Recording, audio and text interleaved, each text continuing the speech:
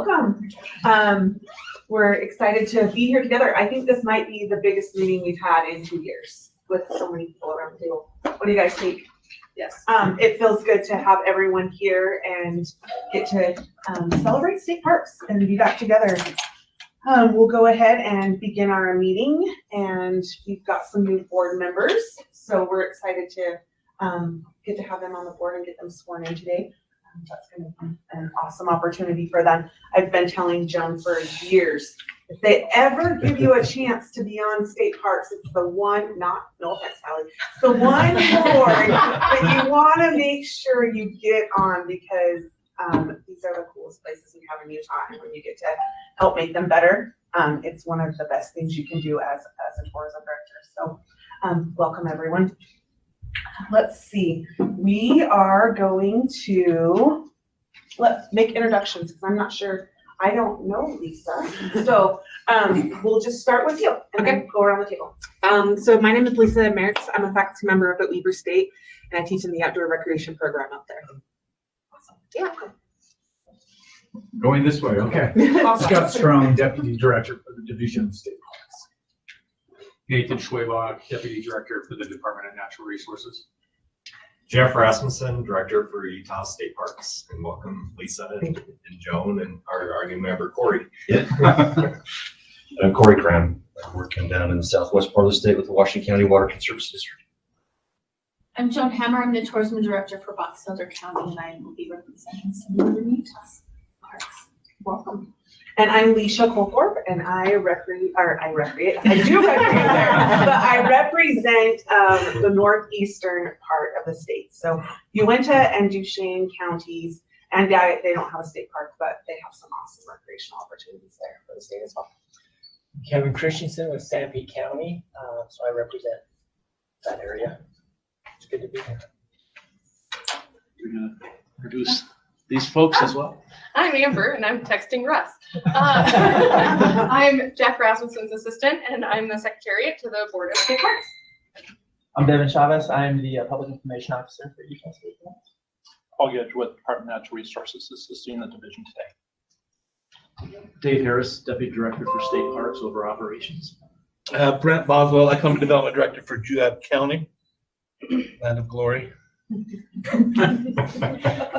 I'm Claudia Jarrett. I'm Has-Been County Commissioner, and I represent at large.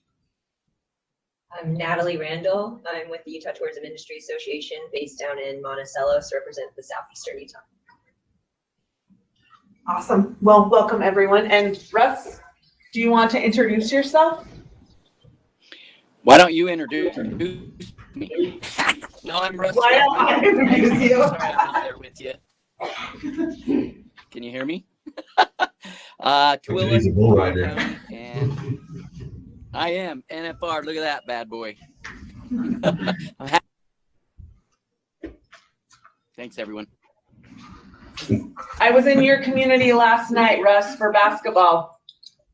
They weren't very kind to us. Oh, I was supposed to be at that game, but I had another meeting for the Tooele Tourism Board. So yeah, my nephew probably whooped up on you guys. Yeah, did he go to Tooele or Stansbury? We were at Stansbury. I live in Stansbury, so that was the school my kids went to. So yeah. Awesome. Yeah, definitely. All right. Well, welcome, and we're excited to have everybody here. Our first item, we need to have a motion to approve the agenda for today's meeting. Madam Chair, I approve the agenda. No, motion to approve the agenda. You have a second? I'll second. All in favor? Aye. Motion approved. All right, we'll move on to our second motion to approve the minutes from our last board meeting, which was held on November 16th of 2021. Do we have a motion to approve those, or any suggestions there? I am a minutes reader, so they look really good to me, so I will approve the minutes of November 16, 2020. Thanks, Claudia. Do we have a second? I'll second that. All right, thanks, Brett. All right, we have those ready to go. So now on our agenda, we have the swearing in of the new members to the State Parks Board. We need our notary. All right.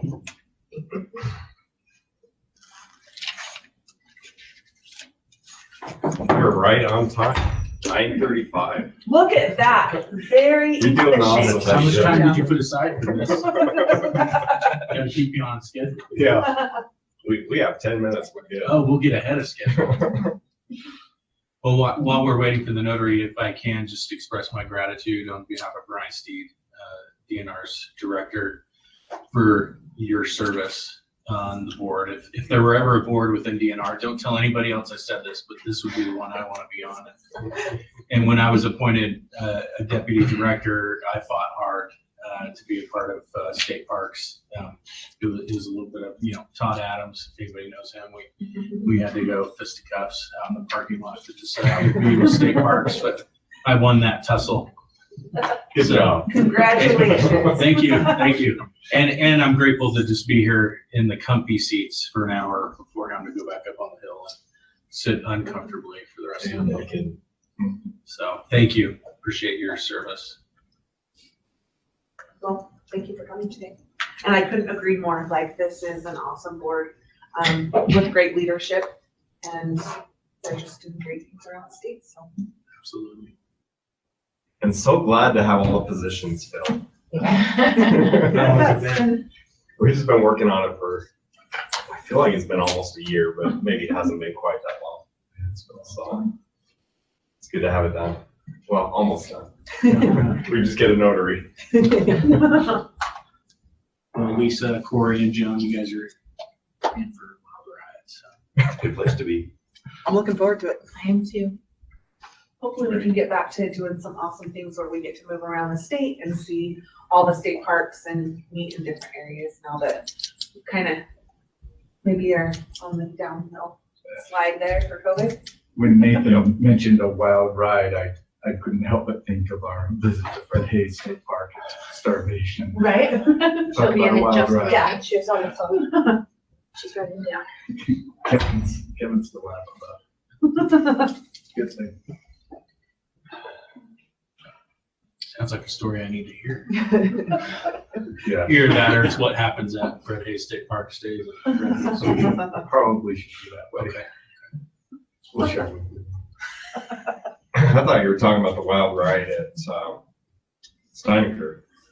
That's one I want to forget about. Yeah, let's all forget about Oh, that. yeah, that's right. Yeah, It was Steineker, not. Yeah. We Let's just did forget about an ATV tour and got through the ATV tour great. Everybody made it. Nobody got hurt. And then 3 of our board members decided to go act like teenagers and do a race. I do remember. Yeah. They were all headed for a gate, and 2 of them made it through, and one of them didn't. And hit a railroad tie, went flying off the machine, broke his hip, and I think his femur, and wow, it was Ambulance. scary. This has nothing to do with Super scary. Representative Chu's presentation on the other day about The gates, closing, opening respecting gates. gates. Yeah, I think we need to send Jaron to that Yeah. course. The gate was wide open. He just couldn't make it through Yeah. at the end, but it's okay. That's a night I want to forget. Yeah, That's me for too. sure. Me too. I want to host you all back in Monte County without ATVs. Something different. Now, mine was the chute with a 75-year-old driver. You were with me, going up that chute, Sand Hollow, on that, that. Oh, yeah. Yeah. That was awesome. You must not have been as white knuckled as I I thought it was pretty cool. was. You were in the back. You've had a long, rich life, haven't you? That one was memorable. I can't wait for the next adventure. Yeah, it gets you excited, right? We leave lasting memories. We do.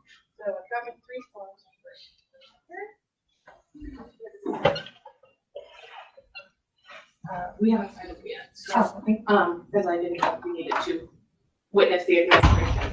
So Director, or Deputy Director Schwabach, Lisa, Joan, Corey, if you would like to come stand. Maybe we'll by let the them flags.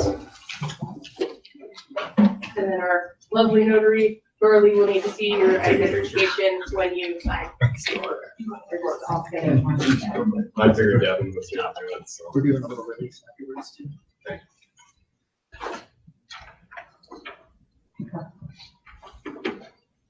That's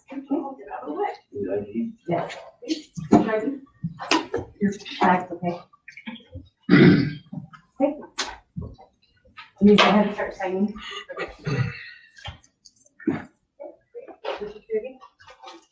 Is it this paperwork? Yes. One for each of you. Maybe.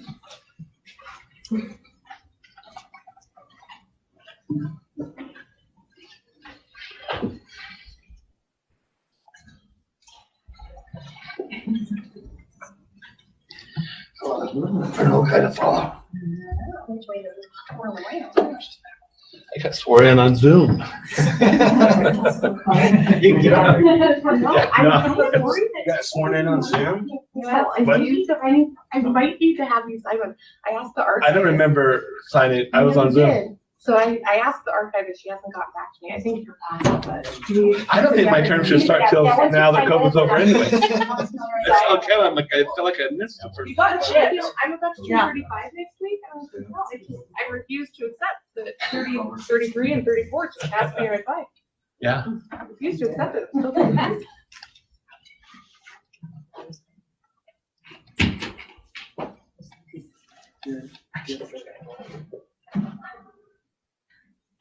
Brent, how long have you been on the board? I don't know that we've ever done this since we've been on the board. Like, I have. You're not quite. Yeah, not simple. individually. I've been to, we've had 2 live meetings, I think, That was because we chose this in. since I've been on the board. Yeah. This is the 3rd one. So I guess I recognize you from.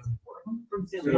At least 3, yeah, I mean, I recognize you, but I don't know that we've ever been on. Let's do lunch. I'll take you for a tour of Nephi, that'll make it great. We'll get you on the sand rail at our brown sand is on the pink one. Okay. I'm gonna follow her down. That was, might have been. Yeah. Big plan. Of course, that's not a state park, but yeah. We could see if Chester could do something fun. We could walk across the water since it's empty. Right now. I was thinking in front of the flags. Okay. Makes sense to me. Want to be out of the way. All right, and we'll just do all 3 of it at the same time. Is that okay? Great, thank you. So we'll have you step over here.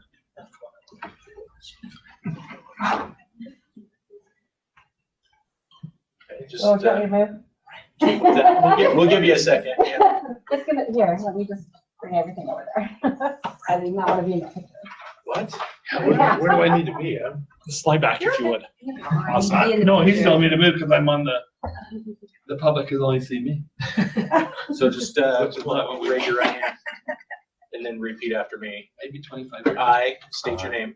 I, Lisa Merrick, Do solemnly swear Do solemnly swear that I will support, that I will support, obey, and defend the Constitution obey, and defend the Constitution of the United States of the United States and the Constitution of the State of Utah, and the Constitution of the State of Utah, and that I will discharge and that I will discharge the duties of my office with fidelity. the duties of my office with fidelity. Congratulations.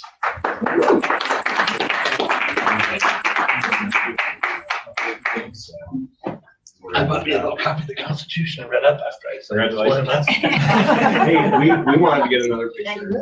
Devin with you. That's all Yeah. right. Perfect. Congrats. Welcome aboard. Maybe never for the world leadership or the We're gonna have the working people. The state park board's doing fine, but I don't know about in Washington DC. I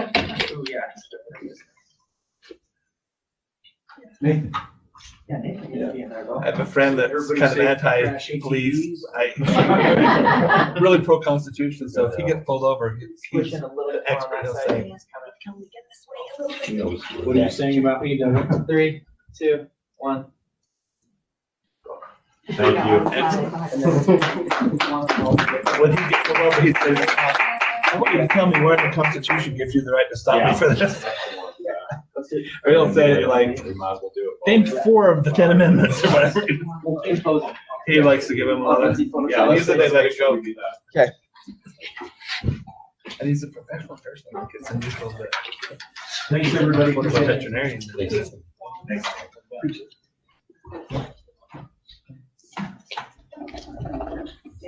you.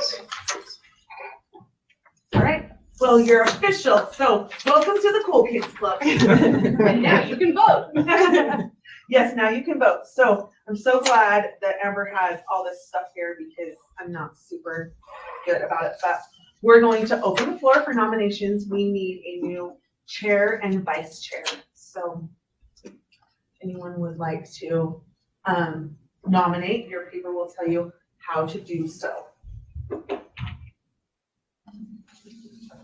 Well, I will start. I would like to nominate Corey Cam because he has been with us prior. This is a re-up, and he's very familiar with our procedures and how we do things. He was the vice chair in former life, and I think he took over chairmanship for a bit too. I think, or you took over a couple of meetings. Well, I know he stepped in a couple Yeah. meetings. Yeah. So if he's willing, I would like to nominate him for chair. Thank you. I would accept that nomination. Do you need a second or someone do that? No, we don't need the second, we just need to do the secret ballot when you're ready. I would like to nominate Leisha for the role of vice chair. Perfect. Vice chair is great. Is there an extra secret ballot for me? Right here. Perfect. Thank you. And there's extra pens on the buffet over there too. Does it matter? No. Color? Okay, because I have a pen, it's just purple. I like your. Then we'll be seeing it. Yeah. It won't be secret. Do we have any additional nominations? Madam Chair, I believe we can cease nominations at this point if nobody has any others. I'm okay with that. Okay with that. If we only have a nomination for one person, we can just do a vote, a motion to approve this presented. Is there anyone who wants to serve? Russ? Sorry about that. I just was gonna say yes, let's, that sounds excellent to me. Okay, what is it? Okay, so now we're gonna move to just a vocal vote. Is that what you want to do? Yeah. All right. Motion to adopt. Okay, motion to adopt as suggested. So Corey will be the chair and I will serve as the vice chair. Everyone's okay with that? You need a motion to approve that? I so move. Thanks, Bob. A second? I'll second. All in favor, say aye. Aye. And Aye. there we go. All right.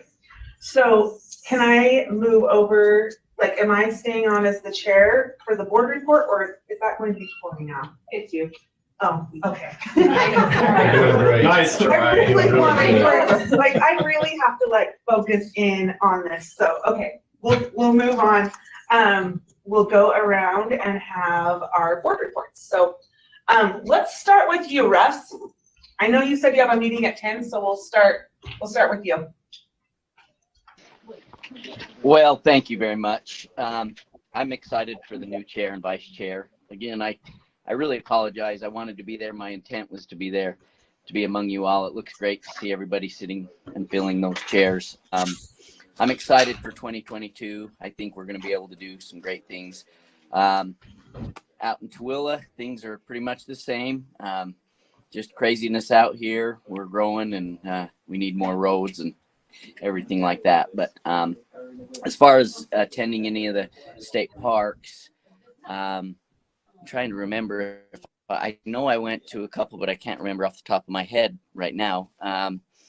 I do know I've been watching up on the Hill right now. There's some legislation that really affects my business, and I applaud all those who go up on the Hill and do many hours of work up there. There's a lot of things going on, and Director Rasmussen can attest to that. But I appreciate the work that everyone does up there.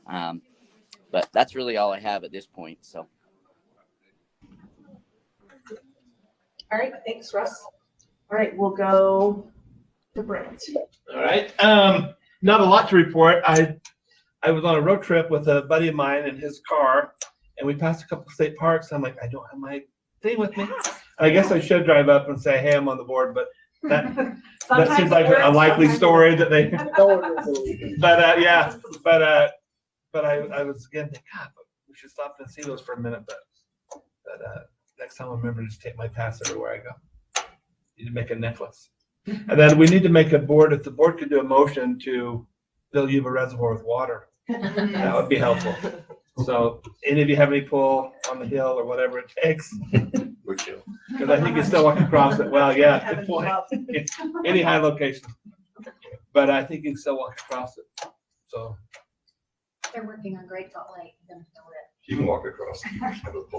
Yeah. Really the dry? Yeah. Okay. On dry ground, so more like Moses and Jesus, but yeah.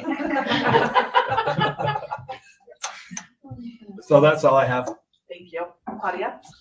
Well, I was COVID stir crazy, so I called a friend of mine and said, let's just go for a ride. So we went up Fairview Canyon and up over Schofield. And as many times as I have been over that road, never have I pulled into that park, but I did this time. I didn't need a pass because nobody was there.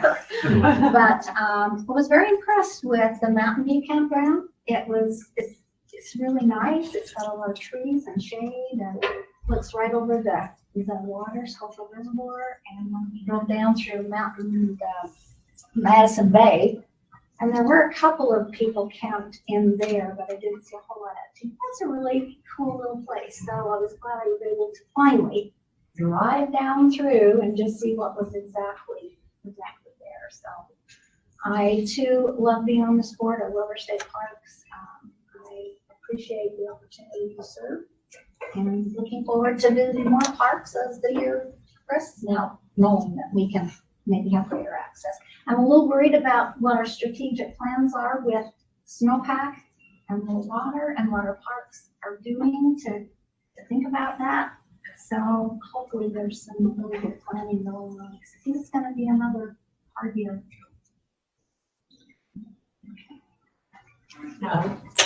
I don't have a lot to report after. Edge of the Cedars, one thing I noticed as I was driving through Blanding, there's these brand new road wayfinding signs that surfaced in the intersection of Blanding. I think when you go down to San Juan County in that area, it's often hard to find Edge of the Cedars. So that wayfinding was huge. It's right in the middle of the road now as you're crossing, and it's an overpass. So it's kind of neat to see that new signage come in. Arches National Park is implementing a reservation system. I'm sure many people have heard of that. So it's taking reservations now. System will start in April officially, but there's been a lot of conversations of the opportunity for potentially Utah Raptor and Dead Horse Point as well with that reservation system going into place. I guess one thing that I've noticed too is just the with state parks, all of the data that's being collected. So I guess a shout out to Scott. I think you've been the lead out on that with parks data and Dixie State. And it's been amazing to see the background of how that's worked and the cool opportunities coming out with that for state parks. So. Tell me what I'm supposed to be reporting on. Yeah, so we kind of report on the parks that we represent or parks that we have visited during the last quarter. Okay. And you're new, so you may not have had an experience yet, but if you have one, you're welcome to share. I would say that I have not had much of an experience. I've been busy with school and all of those things lately, but I'm excited to come with intention next time. Perfect. So we are issued a state parks pass, which encourages us to get out and visit those parks, talk to the park managers there, and just see how we can serve them. And yeah, so you'll get out and experience in the next quarter. The last quarter was winter, so yes, okay, yeah, perfect. Thank you. All right, Gordon. So down in our neck of the woods, we still have a lot of changes in place. We're actually seeing some construction taking place at Gunwalk, and think that's moving ahead well. John Allred's doing a really good job there, and I think that's a really good fit for him. And he's always positive and cheerful, and just a good guy to be around. Snow Canyon continues to do really good things. I see our attendance is just moving up. At Zion National Park, they hit over 5 million people this year. And as that goes up and up, it's having a huge impact to our community, and that affects our state parks as well. hopefully in good ways. At Sand Hollow, we're working on a campground over on the east side to accommodate more things. We still have bigger and bigger events. Ironman is going to be the big Ironman this year. And so we'll look forward to that coming off. We lost Jonathan, our park manager at Sand Hollow. Just said hi to him. He's for first aid training. If anybody wants to get hurt, today's a good day. We got a lot of people getting trained down the hall. But anyway, we're working Where's on Jaron? Jaron. Yeah, exactly. Yeah. He's probably feeling that as we said that. But yeah, we're looking to fill that park manager position, and we'll look forward to finding somebody there that can help out. We've got a really good assistant manager, Trevor Buchanan is there, and good staff. And we recently added more law enforcement staff at Sand Hollow that's been needed in the works for a long time. I'm just pleased to see the staff increase there. Anyway, Quail Creek, Kansas continues to do a good job and more capital improvements there. Anyway, I'm just super, super positive and excited about the things we're seeing. Thank you. Okay, well, first, just thanks for this opportunity. I've got to work with the director and the deputy director for a lot of years, and so it kind of feels a little comfortable, and I've got friends at the table, so I appreciate that. Just a couple of things. Willard Bay State Park had a really great Christmas season with their Christmas lights. As a county, we have a grant program, and we just awarded them fourth quarter last year another big grant to continue to expand that and to take over more winter campgrounds that don't get used. And we're really looking forward to the improvements that are coming this year, and very excited about that. I did hit Antelope Island State Park, and I did all this without a state parks pass, just saying. I'll make it easy. But, you know, and I wasn't really sure what I was supposed to be looking for. We just go there because we enjoy it. And also just a shout out to all y'all and Natalie for the great video that you put together, and you were very eloquent, my friend. So yeah. I had a lot of prompting. Good job. Thanks, Joan. So speaking of that, I forgot that I had went to Willard Bay's Christmas lights.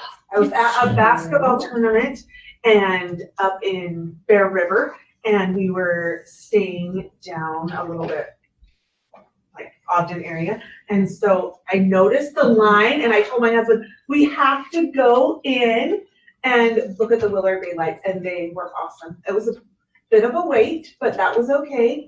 It was a super cool experience. I always wanted to do that because I've heard for years about that, and it was awesome. So, and we'll talk about later where you stay when you're doing stuff in someone's sorry, county, I know. I'm so sorry. I was going between the drill competition and basketball, so I was halfway in between. So sorry about that.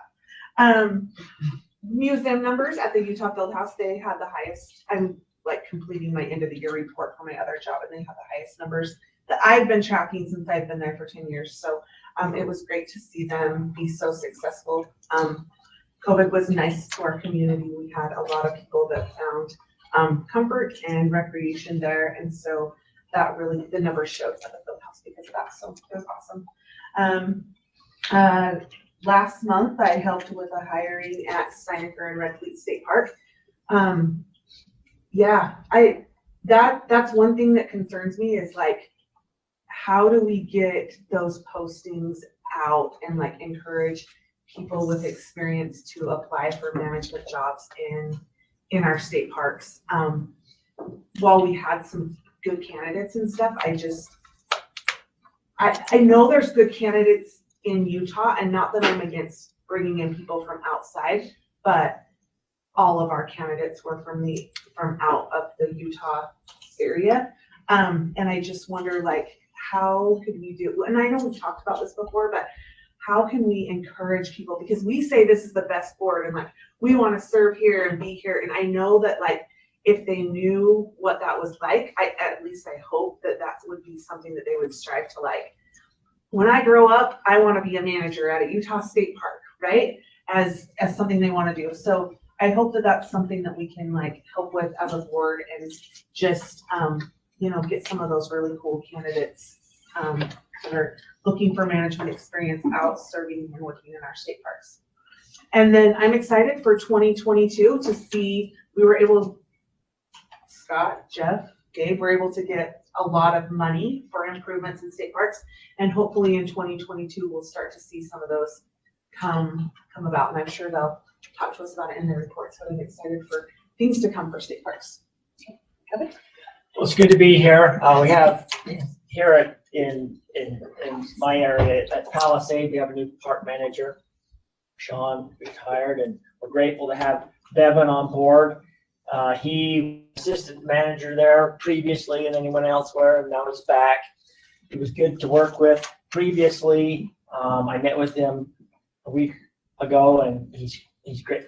I'm excited to work with him again. I think he'll do an excellent job. He's familiar with the park. He knows the area, so that should be a good thing. That the park is doing some expansion with some new campground facilities down below the dam there. That should be a well-needed expansion. That park seems to be getting really busy all the time.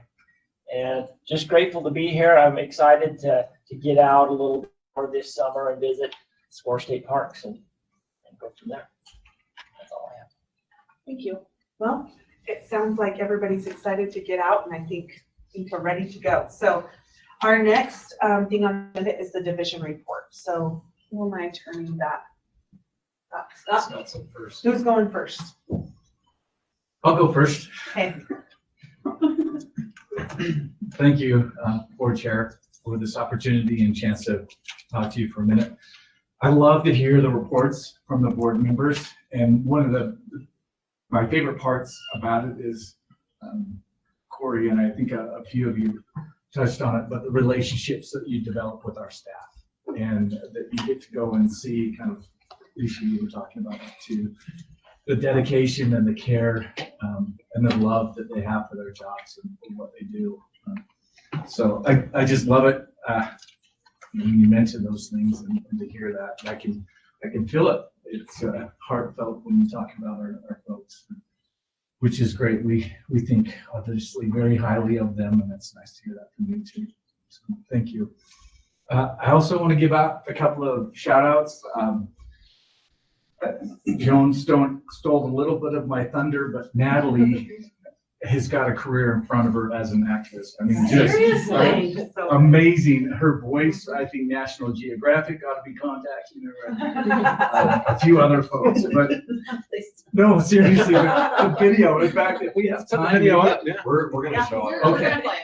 That which would be perfect. And so you can see it for yourself. I'm not building Natalie up to do something more than she is. I'm just telling you how I see it. Jeff had a chance to show the video during our presentation to the committee, our legislative committee, and they responded very favorably, and we're just really impressed. So, and I thank you for participating and being willing to help us out. It's an easy message to share. So. Well, you made up bookings, so thank you. I also spent a day down at Sand Hollow State Park working on a new concession contract, and just wanted to thank Corey for helping with that. It's one of our largest, or I expect to be our largest contract in our state park system, in part because of the complexity of that contract, the concession contract, and as well as it being a year-round opportunity down there. But I just thank you, Corey, for taking time out of your busy schedule to not only be there that day, but there's a lot of follow-up and other things that go along with that assignment. So thank you for that. I'll jump into my report.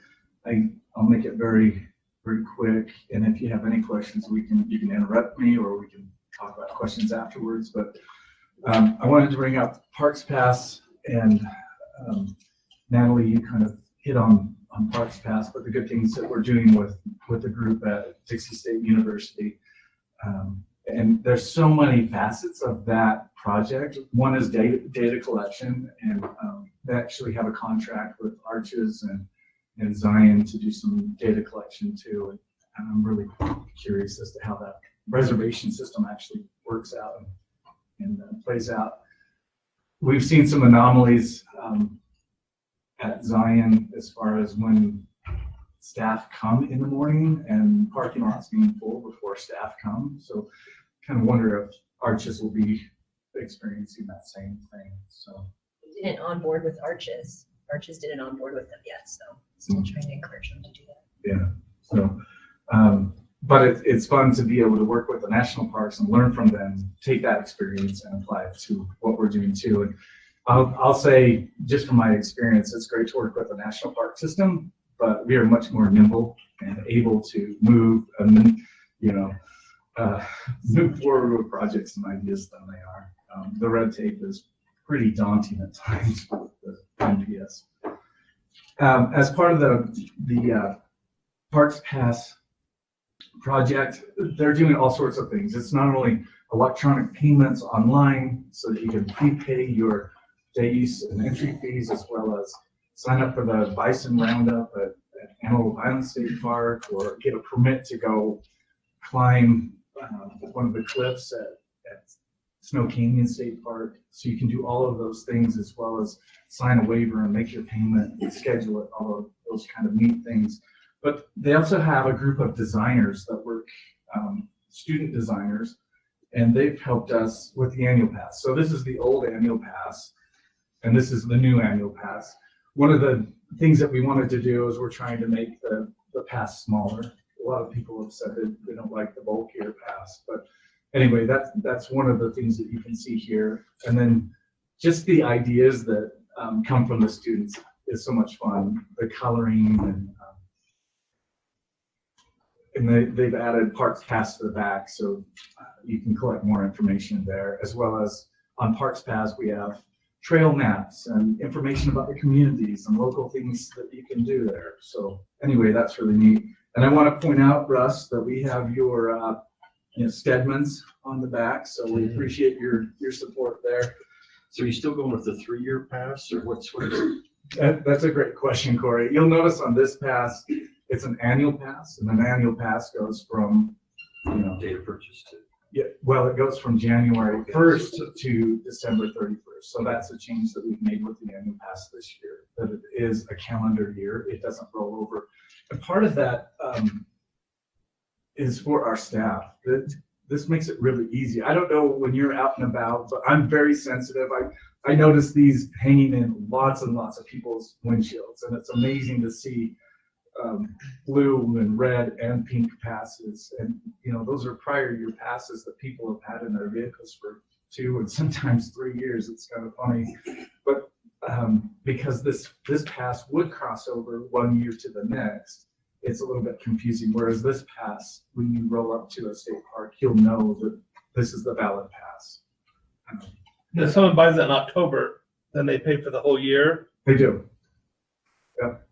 And I think that there will be a learning curve to see that. We expect to see a bit of a learning curve this year, and then next year, I think it'll normalize. What about the printing? One of the advantages of the 3-year pass was you have them on hand, you don't run out as much.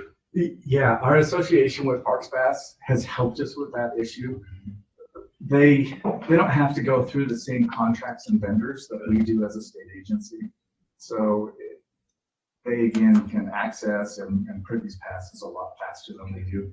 We had to have these passes originally printed by the prison, the folks that work out at the prison, and there were all kinds of barriers and delays with that. And then we went with a private vendor who did a great job, but still took a little bit longer. And with these ones, eventually we'll use the resources at the university and be able to print them there. So again, it's just a quicker response time. And with that, we don't have to have a cache of 30,000 passes laying around. We can monitor them at the parks, and then when we get low in stock, we reorder. Will they be a different color every year? They will be. So this year is kind of an orange. We've had talks about San Paulo orange. Southern Utah. Maybe next year we'll have a green one for northern Utah. And then, anyway, yeah, each year will be unique and different. So it'll be noticeably different. So is there like a marketing campaign behind this so that people know, so they don't roll in and I mean, I guess if they roll in July because their pass expired, like, but that's when I think that your front staff is going to get it, June, July, and August, because they're gonna be like, I mean, not that they didn't have a pass earlier in the year, but they're gonna be upset about that, but we've talked about that amongst our leadership. Like, And we've talked about that with our leadership group as far as when those sort of things happen, we have a list of things that our front staff can do to appease and satisfy the customer. Some people won't ask. They just won't ask. They'll say, oh, $100 for an annual pass. Okay, I'm fine. But when there are complaints or concerns, we have a prorated scale so that they can say this year, when they come in August or October and they say, what, you can charge me $100? Yeah. I still think it's a steal of the deal, but they I will just have think that. it's getting that mindset, and then once again, like a lot of people that are buying those that are gonna get upset are gonna be that like 55 plus age group, and they're like, You saying old people are angry? they get upset, like, I see them, like, We're everywhere.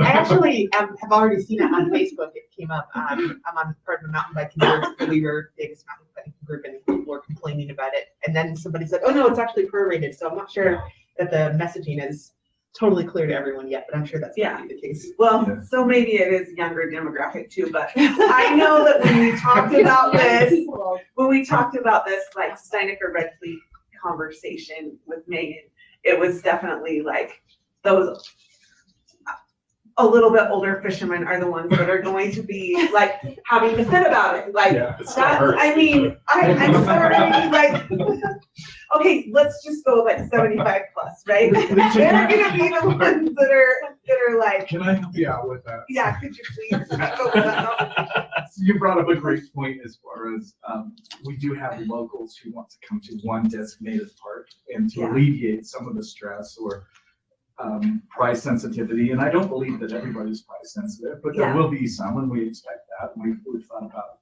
how to handle that. But we've also thought, as a way to alleviate some of that tension, is to have specific individual park passes. Not every park, state park, will have an individual pass, but many of them will. Redfleet State Park being one, so that a local can buy just that pass, and it'll be discounted more than this annual pass. Yeah. I think those sort of things, we're trying to engage the communities and get them involved, because that is important to us. Yeah. And I was more or less like just the this year type of conversation, like how are we promoting that and what are we doing? Because I think once they know, like 2023 is gonna be great, right? They're gonna be like, oh, January 1st, I gotta buy my new pass, and then, go with it. I mean, there will be some sticker shock for some people based on price, but I just think it'll be more or less like, because the other pass, you did get a free month in there if you programmed it right. You could get 13 instead of 12, right? You could. Huh? You could, exactly. You could. I'm not gonna lie, I did that for years. So I just wondered what was in place for that and where the messaging was. Yeah. So I can help share it. We have, as Lisa mentioned, it's out there, so. Yeah. Okay, I'll look around for it. So was there ever a discussion, like Lisa said, about prorating? Like, Yes, Kevin, that's one of the things that we've talked to our staff about, is the idea of prorating. So if you come in and it's July and you have concerns about the price of gas. If you're over 55 and you have a concern. I'm being very cautious with my words. So you have a disagreement maybe with the price of the pass, then we've empowered our staff to say, yes, Kevin, we'll give you 50% off because half of the year has expired. So instead of charging you $100, we can give you a deal today, and it'll be $50 just for you. Okay, but remember to buy your pass. Remember to buy your pass January 1st. Yeah. So. Okay. Cool, I like it. And I briefly mentioned this, but as part of Parks Pass, we're trying to deliver their iPhones is what they are, with a little swipe on the back or a tap piece where we can give these to our staff, and they can go collect payments it's great that you, Alicia, that you went to the lights, and again, Joan, we appreciate your help with that too. But they were using those scanners to process people to get them through the line quicker. And I think we had 3 or 4 going at one time. So you look at when I go to San Hollow State Park, and you get one person that has a problem with their credit card or ask a couple of questions, and then next thing you know, you look behind you and there's a line of cars out to the highway. So I think that this will help. Not only is the technology more reliable than what we're using today, it costs less and is more user-friendly for our staff and will help people go through the gate quicker. Another piece that I love about Parks Pass is that we have this army of students behind it. So that not only do they have great ideas and they just, I think of how you talk about going to state parks. They love going to state parks. It's funny, the manager that I work with down at the university, he continually tries to reel them in. He's like, no, you can't go to Coral Pink State Park today. And then next thing you know, they're gone. But they love it. They love interacting with our staff, and which is great. But they're energized and they come to us with these new ideas. As part of that also, they're little sponges, so they want to learn as much as possible. But what we've done is we've had them learn about our problems too. So how do we solve our problems when we have somebody coming to a park and they say things like, for instance, what exit number do I take when I'm coming from Ogden and I'm going to Willard Bay State Park? And they have these automated responses. So they've gone through and I think we have about 400 scripts now.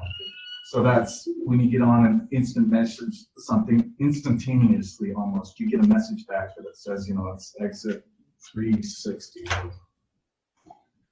or whatever it is. I don't know offhand, but that it tells you, take this exit, and it's just an automated response. And then if you need more information, a staff member will actually start communicating back and forth with them. We had somebody ask for brochures at Snow Canyon State Park, and again, an automatic response saying, what's your address? And then the students actually will deliver that brochure to them. So it's just really neat that way. We had an issue at Antelope Island State Park where we did the bison roundup, and this year we had 220 spots for participants to bring their own horse. And in the past, we did it with paper. They had to bring a waiver form, their payment and ID, all these sorts of things. We automated that and put it into the system, and they just click that they attest that they understand the rules and liabilities and made their payment. But one thing we didn't expect is that people were using business names.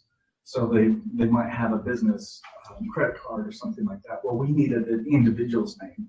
Instead of the park staff contacting the individuals, Parks Pass staff took the time and contacted those, 25 or 30 individuals. And they're so willing to do things like that. And I can't express again my gratitude for them, and as well as my excitement to be able to work with that group. They're excellent and so responsive. We did some programming change with that process with the roundup that would have taken probably weeks had we been with a private contractor. They did it in a half an hour. And, I said, oh, we need to change this. And programmer sitting right there, and he does it. He said, oh, it'll take about an hour. And 15, 20 minutes later, he comes over and he's like, okay, built it. And we go through it, make a couple more tweaks, and next thing you know, it's live. And that process, just so that we had I think we had 180 participants sign up by 10 o'clock in the morning, and the system opened up at 7. So at 10 o'clock, we almost have the whole event booked out. And at the end of the day, it was booked out. But one last thing. Are you going to move Reserve America over to this group? Claudia, that is a great idea. We have a 10-year contract with them, and we're 8 years into the contract, but we're being very creative. So also are these kids wanting to be park managers when they grow up? Right. That's the whole thing going through my mind, like, these kids need to be park managers. They didn't know about these opportunities and now Yeah. they do, so I think we're gonna see a long-term benefit that way. That's so awesome. And I just want to jump in and say, so the program at Weaver State is new. It started 4 years ago and we're still growing. And so my students are always looking for internships. And so if you have opportunities that I can communicate to them, please let me know. I also did my PhD at the University of Utah. I'm well connected there. And so I'm happy to share. And actually, frankly, I'm connected with all the universities. And so if you know of opportunities for students to get experience, please share that with me and I can get that spread out. Every single park. Every park single needs park an has intern. opportunities. Yeah. They really do. every year. One last thing, and I know I didn't want to take long, but this is another project that the students have put together, and I'll give you a choice. You can actually have this T-shirt as well as this is another T-shirt that they designed and printed for us as tiles for every state park. One of the things I am going to do in the next year or two is I'm going to take this with me to every state park, and I'm going to have the manager or a staff member sign their park. So I encourage you guys to do the same. When you're at a park, take your T-shirt and just take a Sharpie and have one of the staff members sign. I think that'll be a lot of fun. So where are those available? These are, we have 3 colors of this T-shirt and just one of this one, but we're going to sell these in our retail shops as well. And at lunchtime, I'll get you each a shirt. The sizing for the women's is a little bit off. It's really small, but anyway, I'll let you guys. That'd be fun for the visitors to try to get those signatures. Yeah. That'd be an award if they do. Yeah. And we're doing sort of some of those things through Parks Pass that we want to do a digital kind of passport. And then at the end, you'll get some kind of reward. We're doing that we're putting a program together for our golf courses. So it'll be a track where you visit each one of our golf courses and you get a challenge coin at the end. That's what I was going to mention that I think Jeff is going to talk about more in detail, but we've been working with the Division of Recreation, developing a contract with them, and we just put a lot of information and numbers together. I've been helping Jeff with that. And I think Jeff's going to talk more in detail about it. Some of you, I'm not sure if all of you received a letter from some folks at Wasatch and Soldier Hollow golf courses. I want to start off by saying, and I have a response to that letter. It's a 3-page letter. It's pretty long. But there's some misinformation, I would say a lot of misinformation and bias and assumptions that were made as part of that document. And so what I've done is kind of broken it apart and responded to each one of their concerns. There's some good information in that. I think we could always learn things when we talk to folks about how we can improve.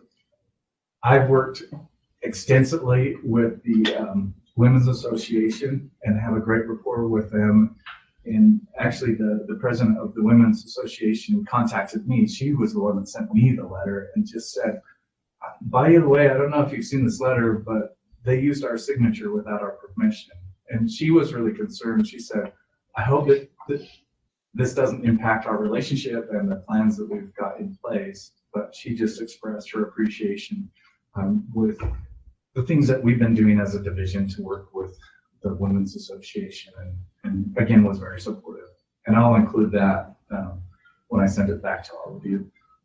One of the things, in addition to responding to the letter, which is primarily based about the concern of privatizing our golf courses, that's something that we and I specifically worked on about 4 or 5 years ago.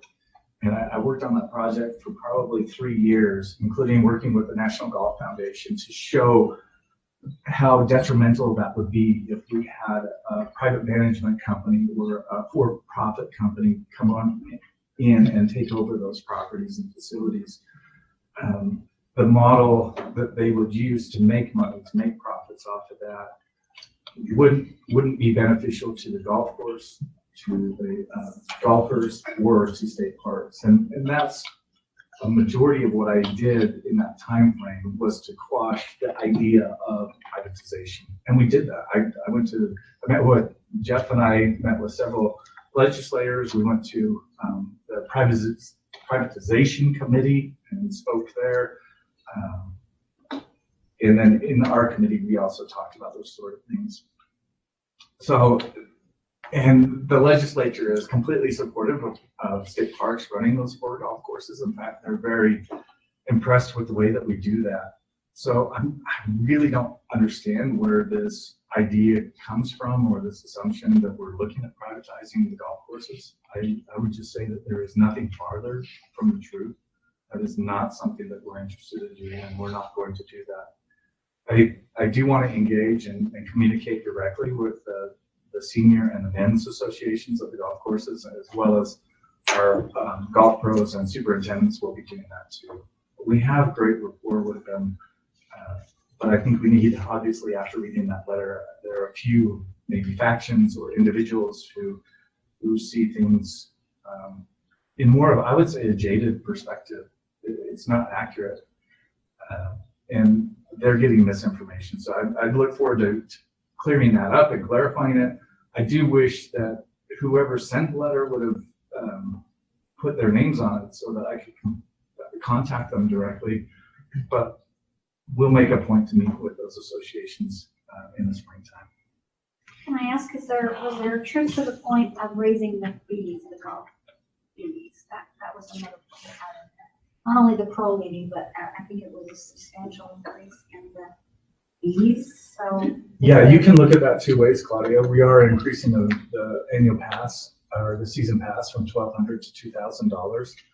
Part of that is that they have access, instead of to 36 holes of golf, they have access to 72 holes of golf. So we're giving them more access for that fee, as well as when you compare that fee to what you would pay at another golf course, it's extremely reasonable. For instance, I talked to a golfer who had a concern about the pass increase. And I said, how many times are you going to play golf?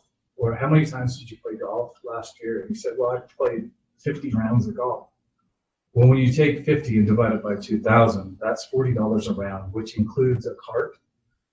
That in Utah, especially for the caliber and condition of courses that you're playing, that's just,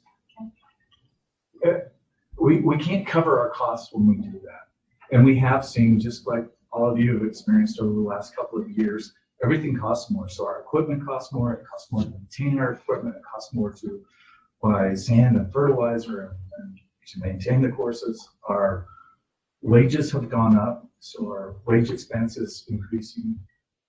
And we, just like any private business, we're not funded with general tax dollars. So we have to pass on those cost increase to the users. And again, for the product that they're receiving, I think it's an incredible value. And to that point, we have increased our fees over the last couple of years. And what we've seen is more and more people come and play our golf course. That's what I expect in the future, is that people appreciate what they're receiving for that fee, and they're going to come play our golf courses. One more question out of that letter, the pro, is there an interest in hiring a pro back into the shop? Because they kind of enjoy just sort of our manager of the desk, so. Right. And is that your intent, is to have pros managing and taking over the golf course? My intent is to hire the most qualified person for that position. If they have a PGA association or affiliation, that's great. But I don't think that that's the only qualification that an individual needs to run a golf course. So their title is golf professional, and that's what their responsibilities will be, is to run the front end of golf. But I think sometimes what I've heard from folks is that there's this idea that they have to be a PGA professional in order to run a golf course. I'm looking for I think we're looking for the most qualified person, somebody who understands golf, who understands teaching golf, who understands how to treat and coach and train and attract qualified volunteers and employees, who understands budgeting and finances, all those sort of things. And I don't think that you just find that with the PGA moniker.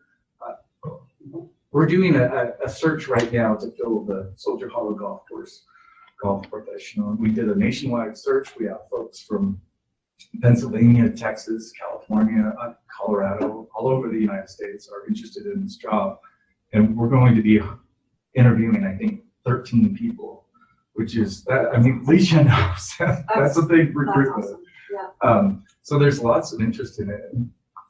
It's kind of surprising to me how many people might have a college degree in a golf-related field and the PGA Association, and then some people have a high school diploma and PGA Association. So I think that is one piece that we look at. It's not the only piece. And I think that letter indicates or assumes that is the be-all qualification of that individual. I think it's one criteria. Sure. Before you move on, I just think, and I'll let whoever respond to this is appropriate, that as board members, you're going to receive emails from the public, and it could be from anywhere in the state and referring to some dogs at Snow Canyon or a golf situation.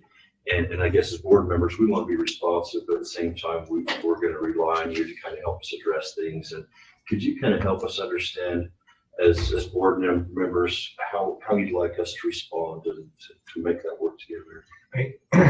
I guess I'll take a shot at it. To me, I don't know that it's a one size fits all. I think it's going to depend on you all and what your perspective is. And I think we can be as flexible as you want us to be as to whether you respond directly, after getting some information from us, or we send the response.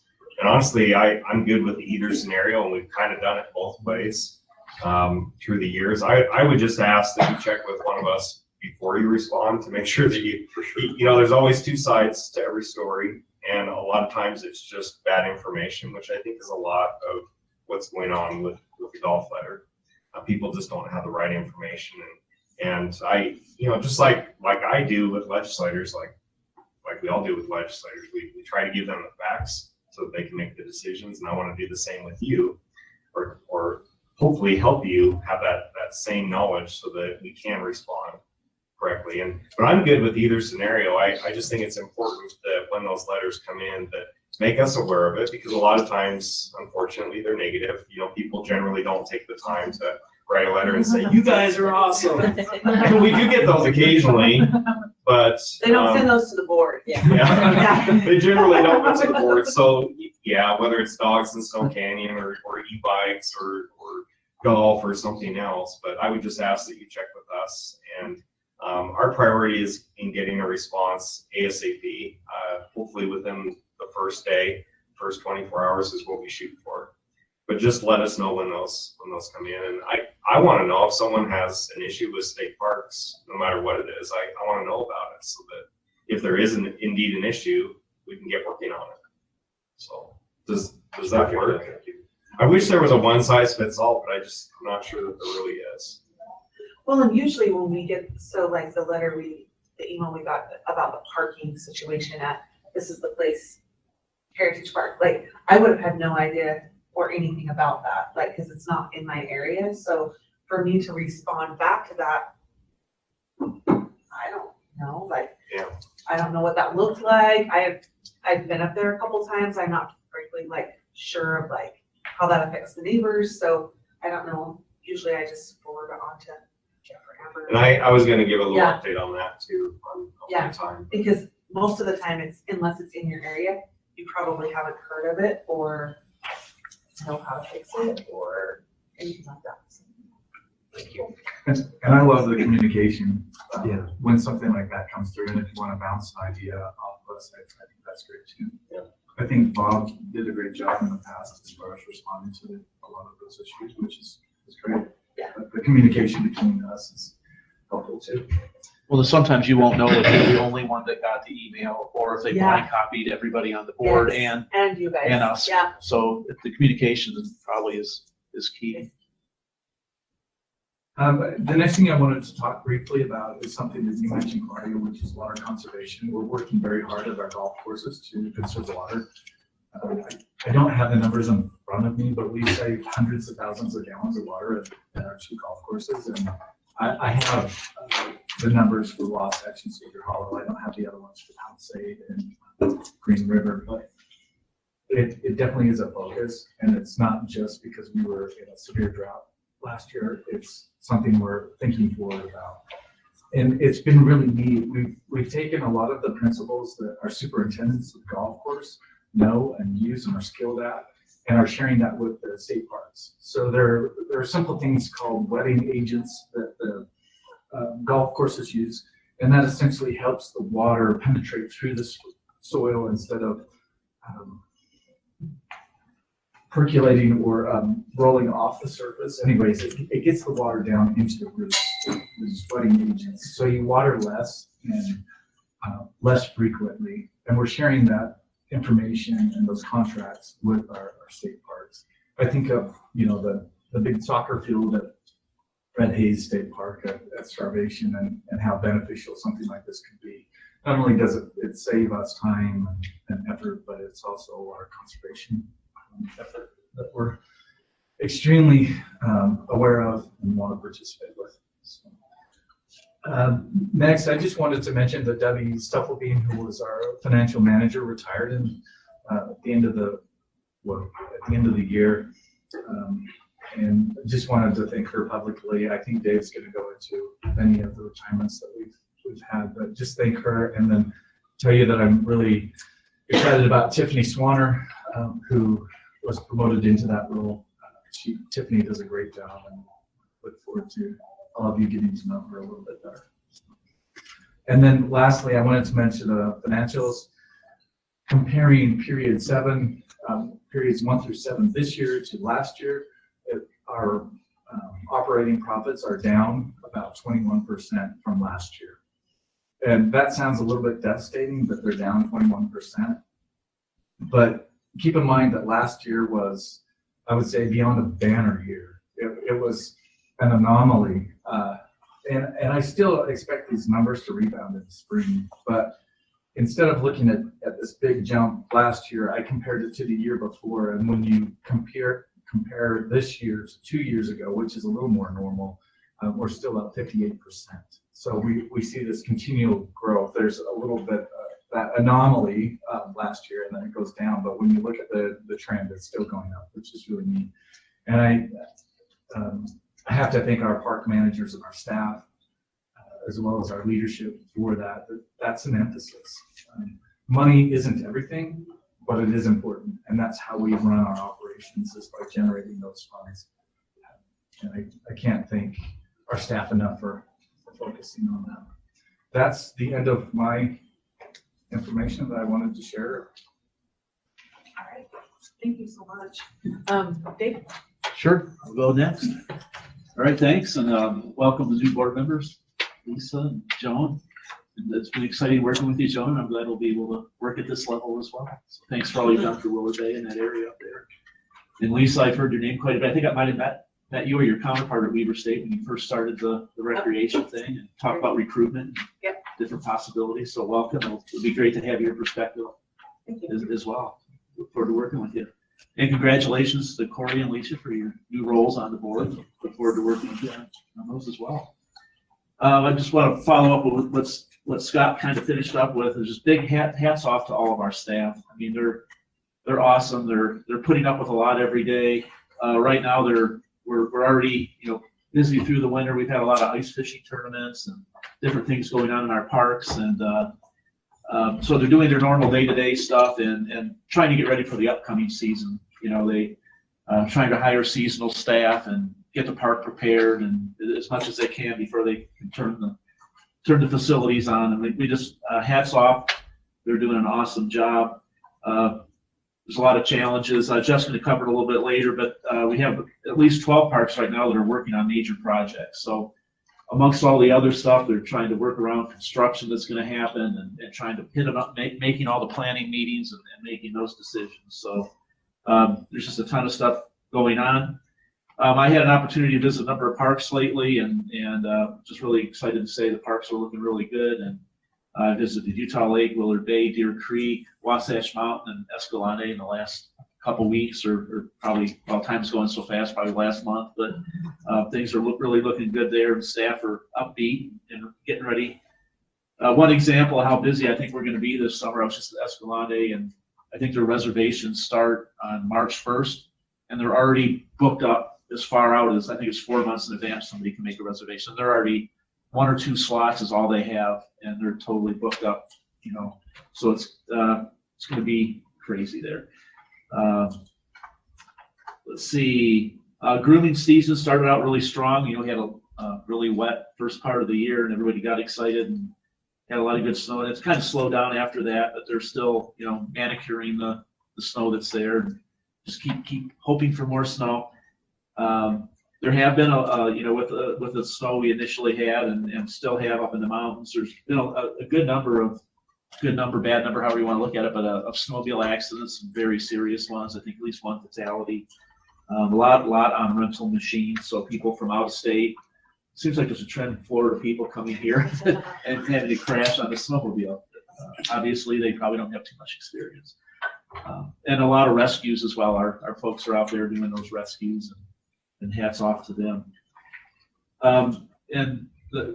Didn't really give an update at the November board meeting. That was kind of a quickie, but just to give you an idea, you mentioned hiring, and I think, you know, I appreciate you and Corey helping on some interview panels. I really appreciate your expertise in helping us make those selections. But since our last meeting in August, where I gave an update, we've had 15 new hires and promotions. It's like a constant thing.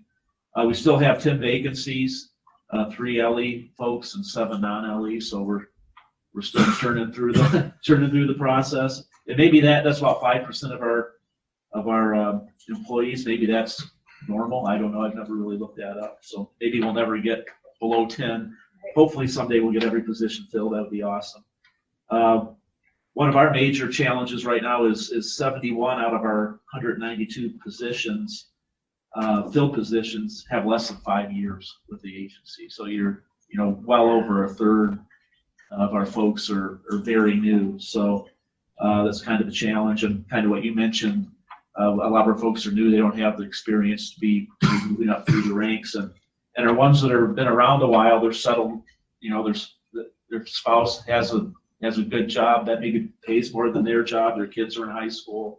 They're not really willing to move around, and the cost of housing, you know, to sell a house and buy a house somewhere, it's a big challenge for us right now to, you know, have in-house people apply for jobs. So if you've got ideas, you know, we've got some. We keep plugging away at it, but if you've got some, you know, please let us know. But as you travel around the state, a couple of these were mentioned already, but just, you know, stop in and welcome some of our new folks that got promoted recently. And this is just since January. I think all these are just really new. I might have missed somebody, but Bevan Monroe is our new manager at Palisade. Trevor Behunen's our new assistant manager at Sand Hollow. Eric Stuckey, who's up here in the North region. He's our new chief of law enforcement, replacing Christopher Quick. That's one of our core leadership positions. That's a big one. Chad Jones is our new park manager at Escalante. Aaron Nelson is our new assistant park manager at Bear Lake. Wyatt Manis is our new assistant park manager at Palisade.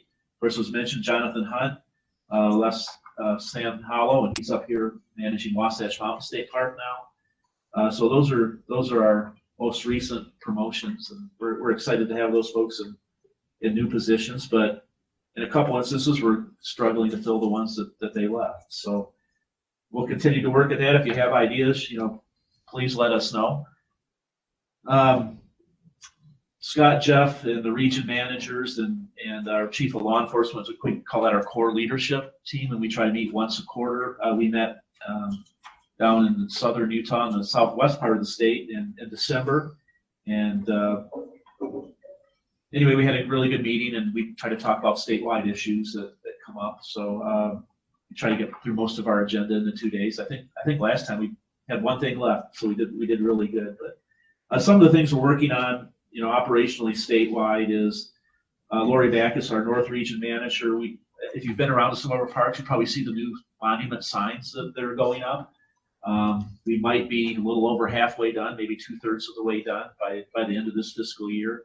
So if you see those signs, they're pretty awesome. Lori Backus has kind of taken that on as an additional project to make sure that process keeps going with the contracts, and it's two separate things. You have the monument, but then you actually have the sign that slides in, and they're done separately and they have to be brought together. So and then Wayne, our Southwest Region Manager, and Megan, our Southeast Region Manager, they're working together to finalize a statewide managers academy that will be virtual, that our new managers and prospective managers and our older managers that need a refresher can go in and click on and see the policies and the best practices on contracting or on seasonal hiring or anything like that. So there'll be numerous modules to help our folks through.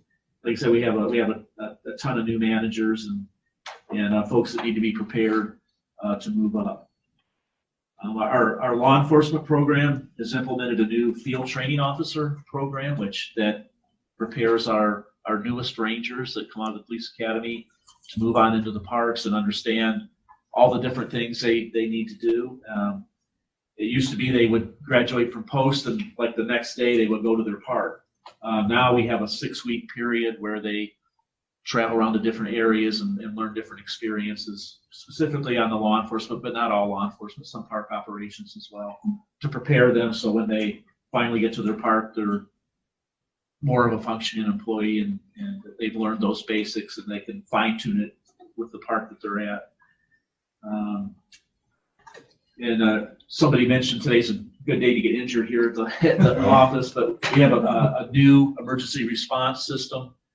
We used to be Red Cross, and then it went to something else, and now we're back to it's a state sponsored emergency response. It's kind of the same thing as an EMT under that same auspices. So our officers are going through that, and not just officers, maintenance folks, anybody that works in the parks can get that certification to help our customers get injured. So that's going on right now. It's been going on the last 2 weeks. We made great strides in updating our guidelines and with Amber's help movement on getting those on an online format, so all our folks can see those and be familiar with our guidelines. Most of them are probably over 10 years old since they've been looked at and updated where needed. So we're getting through that process. That's going really well. And then we have a new process started last year where our region managers are getting out and inspecting our parks on a more regular basis. We have different inspections that go on throughout the year. Our risk management, they inspect our parks to make sure everything's, safe.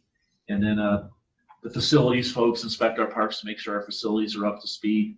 But this is more of an in-depth inspection that those other things don't catch. So they're doing a great job there, and we're seeing some needs that we have, taking care of those. Some of it's aesthetics,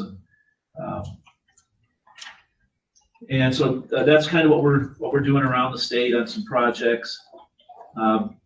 One thing that was exciting that happened last fall, and we had van tours for 2 different van tours. One for newer park managers to get out and see how other parks are doing things, so they can not reinvent the wheel. They can see, oh wow, that's how you handle that situation. So that was the goal of having our new park managers go on one tour, and then the other tour was just for newer employees. And, they were both very successful, and thanks to Wayne Monroe, our region manager down in Cedar City, did the bulk of getting that all put together and getting it organized, and then the region managers where we toured, they helped out as well, and obviously the park managers where we toured and visited, they were awesome and providing us the opportunity to hear what they're doing at their park. And part of the program was everybody that went on the tour had to give feedback. They come in as a fresh eyes, as maybe a customer. What did they see? What new amenities or what kind of things did they see that could help the park? So worked really well. We want to continue that every year, and it'd be great if some of you were interested in tagging along on those. You'd be more than welcome to, and we'll try to get you there. We'll probably do it again next fall or maybe a little earlier in the fall. so we can tour up here before they shut their water off and everything where it gets colder quicker. But we had a lot of positive feedback from those that attended. And the fun part was Scott, Jeff, and I got to be the tour guides and drive. And also on one, Jeff couldn't make it, but Lori Backus and Mike Long, our contracts manager, helped with the tour. So we got to rotate people through the vans and call them vans, but it's Suburbans. They won't let us use vans anymore. So, but anyway, it was a lot of fun and it was a good time. And that concludes my report. If you had any questions at all? Looks like things are moving forward at Utah Raptor with land issues and some things like that. Just anything new there? No, I think that's going well. The well's been drilled. That didn't go as good as we thought, but there is water, and we might have to treat it more, to get it usable. We're working on fencing. There's grazing contracts, through there and around there, trying to work with those folks on transferring the grazing rights from state lands to us. And we've hired a manager. There's a committee that Justina, our heritage person, is. There's two committees actually. I think one on the paleontology part and how that's going to be interpreted, and then one on the internment camp, how that's going to be interpreted. So those are moving along really well. I think we're going to start charging fees there, maybe even March 1st. And we've got some seasonal time and a full-time person there to help manage that. We'll be bringing in more restrooms and dumpsters, and that's kind of what the fee will be to offset those costs. As to when the actual ground's being broken, that's still up in the air a little bit. We're fine, and Jeff's going to probably talk more about it, so I won't get into that. Yeah, I think you've done a great job giving an update. I just say groundbreaking should be in the next month or two. We're getting ready to bid that project out, and we're really pushing to try to get it done by the end of the calendar year. I think that's going to be a challenge because it's a really big project, but we're still going to push for it. But worst case, in basically a year from now, spring of 23, we'll be going. So you had a substantial appropriation from the legislature to get that going, but then, as Scott said, building, gosh, supplies and costs have just gone skyrocketing high. So has that impacted the amount of money you were given? Are you going to do a full scale, or are you having to scale back? I'd say the 120 million that we got last year, 3 years ago, would have been what we could have done for 60 million. I mean, it's at least double costs. It's been a heck of a challenge, and we're just doing the best that we can with the funding that we have and stretch it as far as we can go. And there are some things that the prices for some items are just so outrageous. Like I want to say the fire pits that we've been getting for $300 before COVID were like $1,200. We're like, you know what? We'll buy the fire pits later when that goes, when those prices come back down. The shade shelters, kind of a similar thing. And so we're going to hold off on shade shelters and wait till the prices get back down to where they should be. And so there's definitely challenges, no doubt, that anybody that's building anything is dealing with. But it has been kind of frustrating. So are you holding back some in reserve so when the prices do come down, you can purchase these things, or are you gonna have to spend out everything that you appropriated? There's two projects that we've kind of put on hold right now, just so that if there are emergencies that, there's some things that you can push off down the road. There's some things that you just flat out can't. And so we've held the project at Galvin Valley. We had $5 million that we had decided to put towards that project that we're just kind of placing on hold right now to potentially fill gaps where we need to. Same at Green River, and there's some reasonings why on those two projects. But yeah, we have a little, luckily with the general fund money that we got last year for the expansion projects outside of the two new parks, we have flexibility in where we put that. That doesn't normally happen, but with that appropriation, luckily we were given the flexibility to put it where it would be best used. So that's kind of how we're addressing that. The other side of that is just the delays. It's just amazes me that we can't get contractors to bid, or that when they do, they're just stretched too thin, or it takes forever to get things like fire rings and pavilions. So and I was gonna give an update later, but I'll just finish what I was gonna tell you about the investments. We've been doing all the behind the scenes work since July 1st when this money came in. So the environmental clearances, the cultural clearances, the design and engineering. And we've already started one project, actually a couple, Gunlock, the campground at Gunlock and the campground at North Eden Bear Lake. And all the others, so there's 13 total major expansion projects, the campgrounds, day use areas, parking, and then the 2 new parks. But we're to a point now where these are getting ready to be bid out, or they're being bid out as we speak. So we're getting to the exciting part. I was getting calls from legislators before we even got the money. When are you going to be cutting the ribbon? And I'm like, wow, I want to cut the ribbon tomorrow, but there is a process to follow. So we've got all the behind the scenes stuff done, and we're really getting close. Does the fire rings have to come from a certain source, or if we have a local manufacturer that can make them, can we do that, or is it got to be a state contract? Well, there are challenges with that. Being a government agency, we do have to select approved vendors. However, if it's a situation where the prices are just way out of whack and you can get it cheaper, you can make a case to get exceptions, and we do that all the time. But it's just been, I don't know why fire rings are so expensive right now, but they just are. It doesn't make any sense, and I am not going to pay $1,200 for a piece of metal. And we'll put some rocks, we'll use some rocks or something else, in the meantime. But our staff is awesome. They're creative, and they're coming up with solutions to a lot of these challenges, but it definitely has been a challenge. And state procurement just gets harder and harder.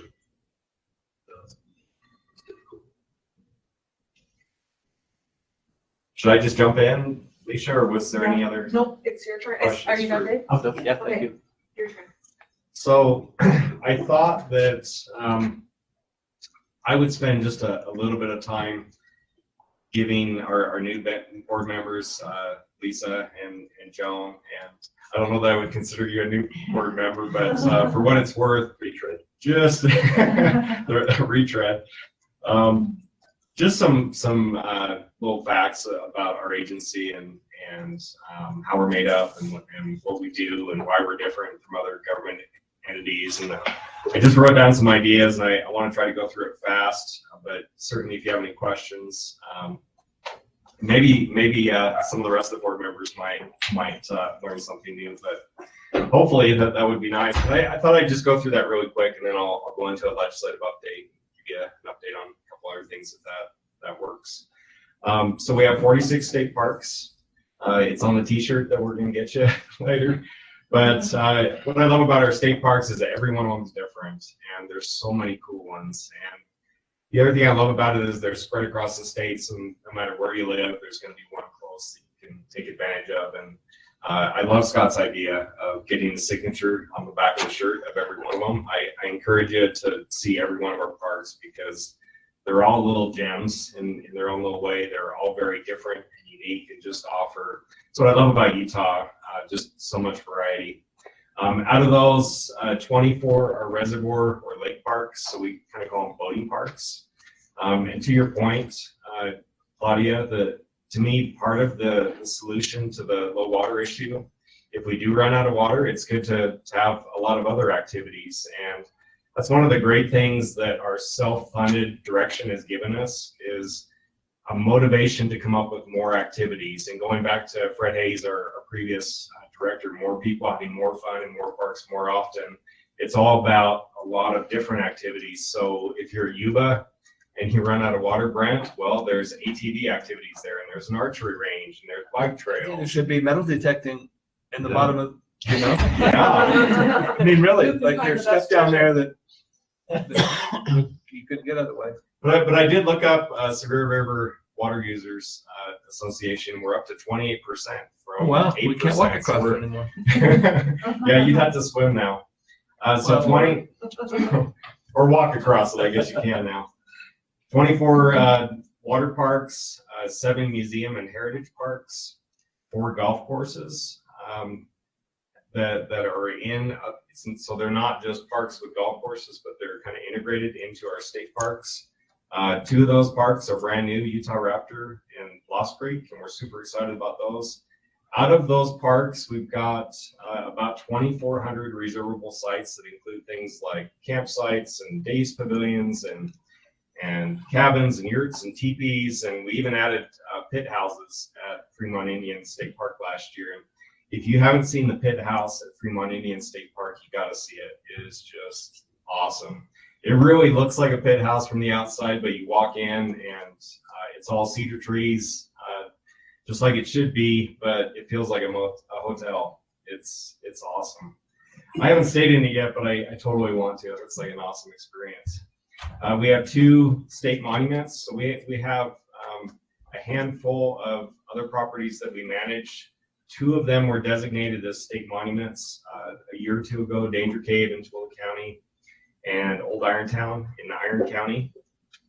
We've got about 700 employees. Dave mentioned about 190 of those are full-time employees.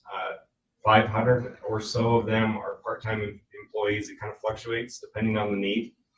And hundreds of volunteer employees. And we would not be able to survive without those volunteers, without those part-timers and our dedicated full-time staff. Most people work here, most everyone works here because they love it and they believe in it, and that makes a huge difference in the quality of the service that you provide. But we love our employees, all of them, full-time, part-time, and volunteer.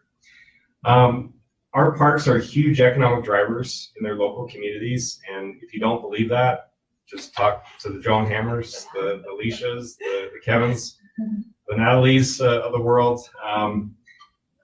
They make a tremendous difference in the local economy.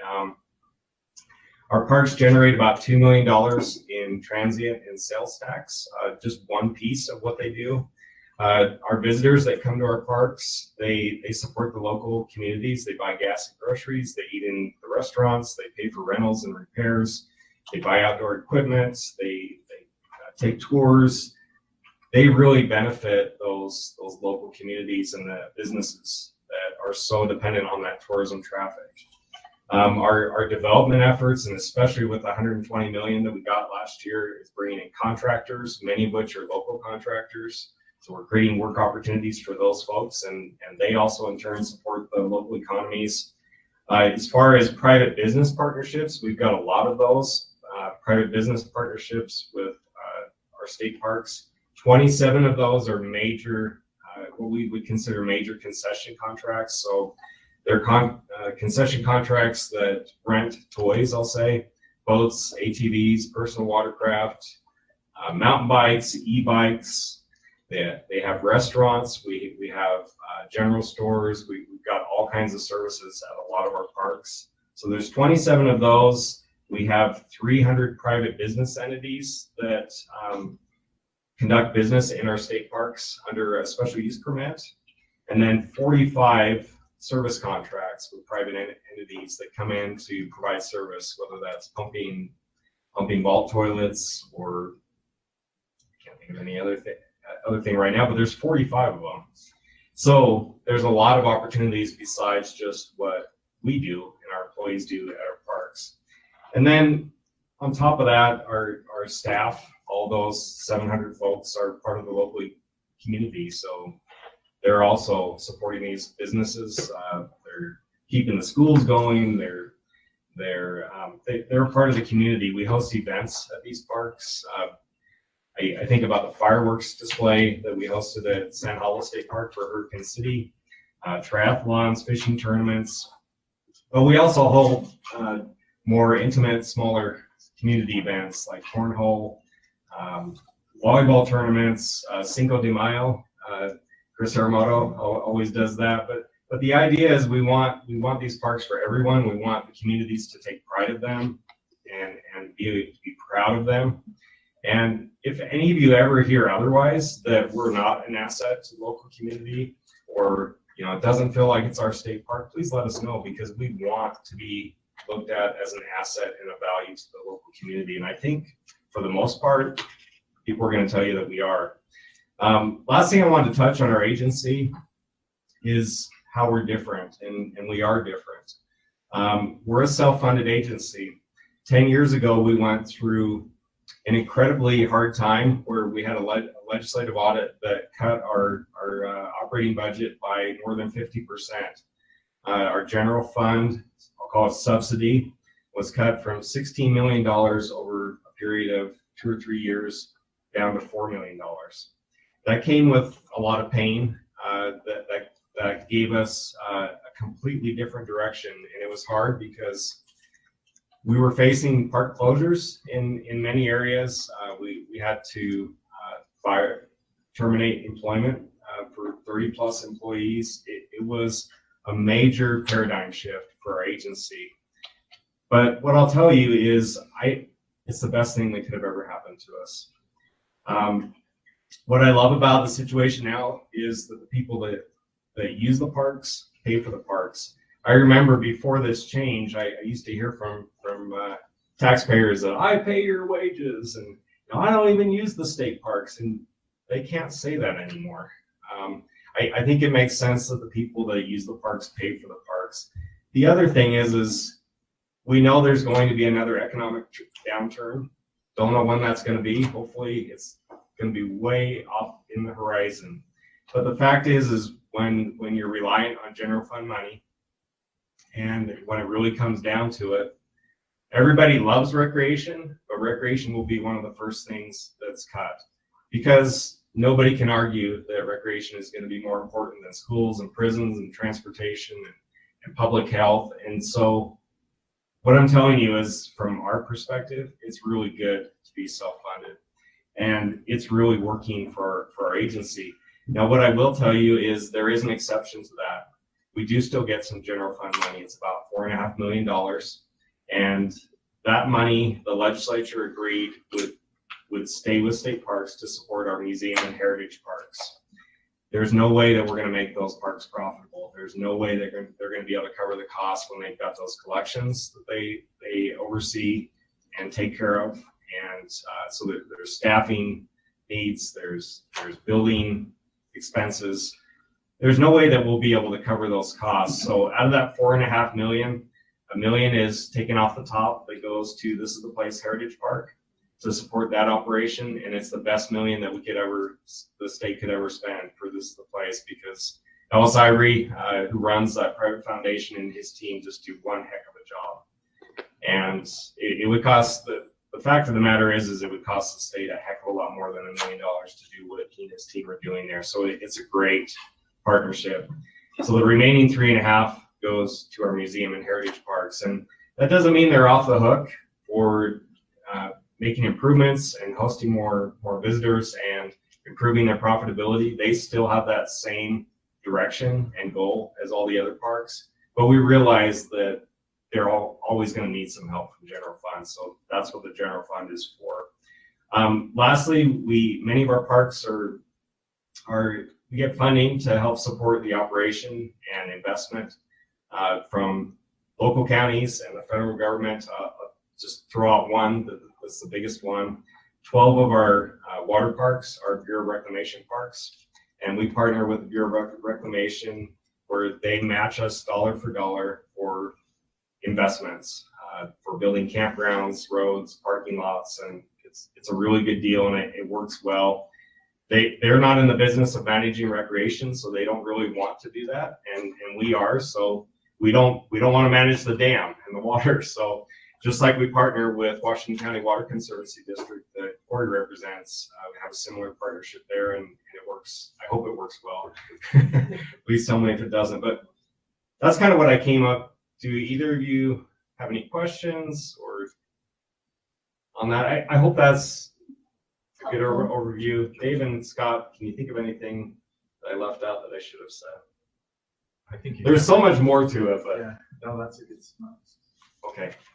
I'll move on to, don't let me go over time, a legislative update.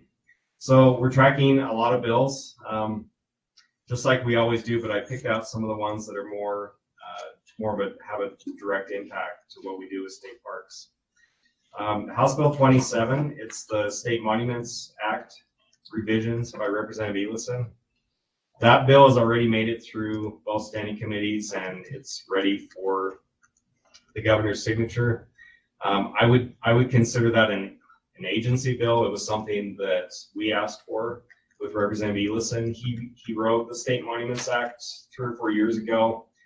It had some bugs that needed to be worked out to better streamline it. Joan knows she was working through the process to eliminate some duplicity in it, and just one of the bigger things to change it so that counties that have ideas for state monuments would have to route those ideas through state parks and not just go straight to the legislature. And there's a reason for that. And the argument that we made with Representative Elison was that we want any proposals that go before the legislature, we want them ready to go. We want the bugs worked out. We want to be able to tell the story of this is what it is. These are the challenges. These are the opportunities. And in making that change, we can make sure that happens before it gets to that level. So we're excited about that one. That's going to help us a lot. House Bill 155. Veterans Amendments by Representative Schultz. This one was kind of a scary one.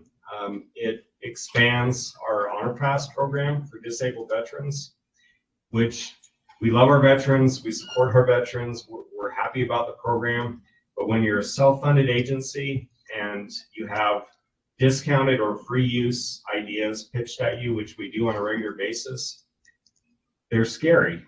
Because we can't be self-funded and give use away for free. You can't do both at the same time. So we were able to work with Representative Schultz and come up with a compromise that works for everyone. There is general fund. There's a general fund obligation that's attached to this program that pays for a piece of it.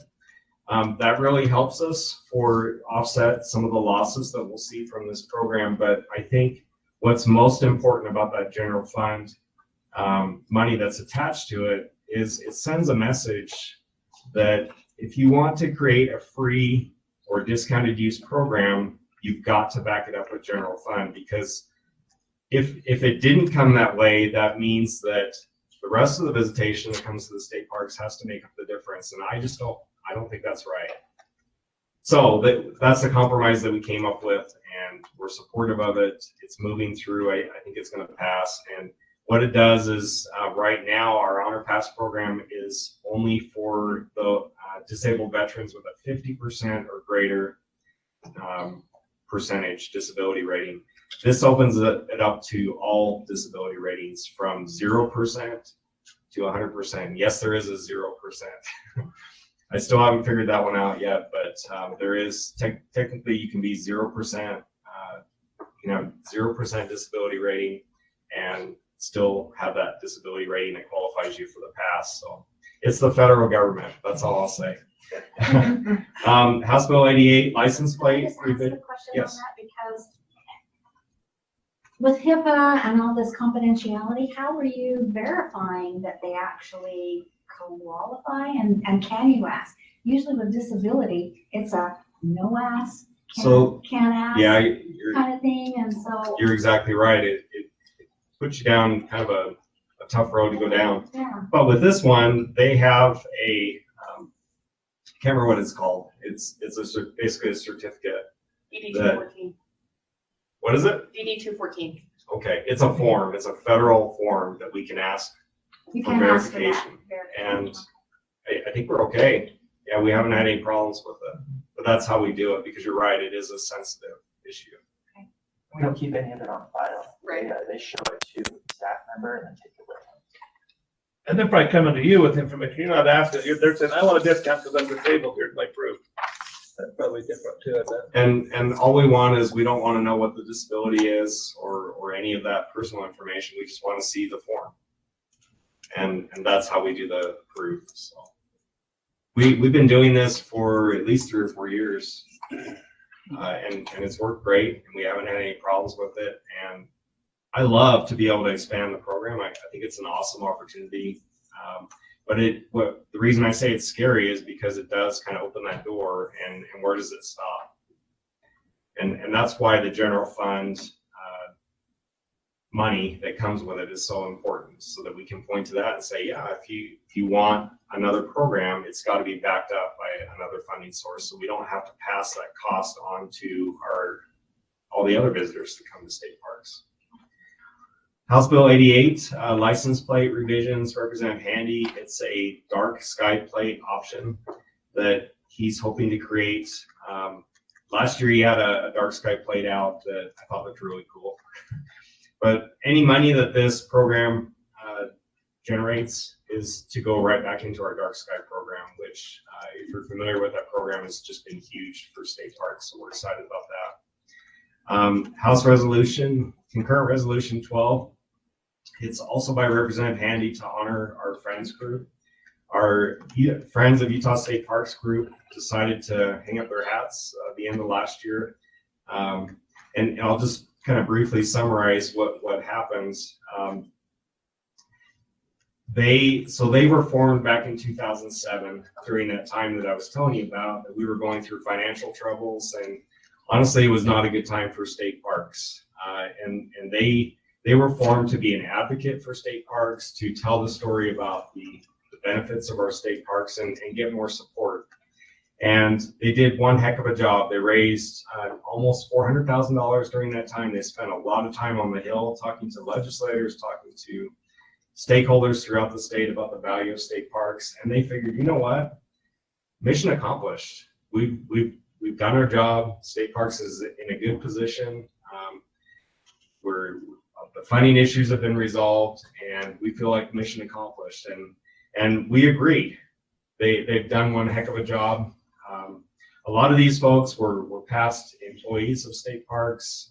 They were business leaders, community leaders, and they did one heck of a job. And what I think is so impressive, they did it on their own time and their own dime, and really spent a lot of time building that advocacy, generating money to invest in state parks. One of those that I'll point out that they did that was particularly helpful was their tree program that they sponsored to add more trees to state parks. And if you spend any time in our state parks, not a whole lot of them are even close to heavily forested, and people love trees. And so that was just one of many programs that they did to improve our state parks. And Representative Handy is doing this at our request to honor their service for state parks. And I actually testified to this yesterday. We had Barbara Riddle, one of the past presidents, come and join the presentation, along with Steve Roberts, who was one of our former deputy directors, financial managers, and legislative liaisons. And these folks just did one heck of a job, and this is an effort to pat them on the back and say thank you. So a feel-good effort. House Concurrent Resolution 13 is the Bridal Falls Monument designation that Representative Stratton is running. Yesterday it passed through the House Standing Committee.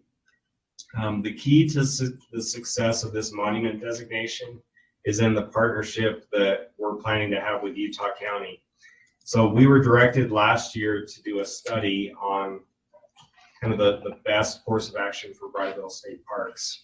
And that study brought a lot of good information about what people were hoping for the site and concerns that people had for the site, but it didn't provide a lot of clarity as to what should we do with it.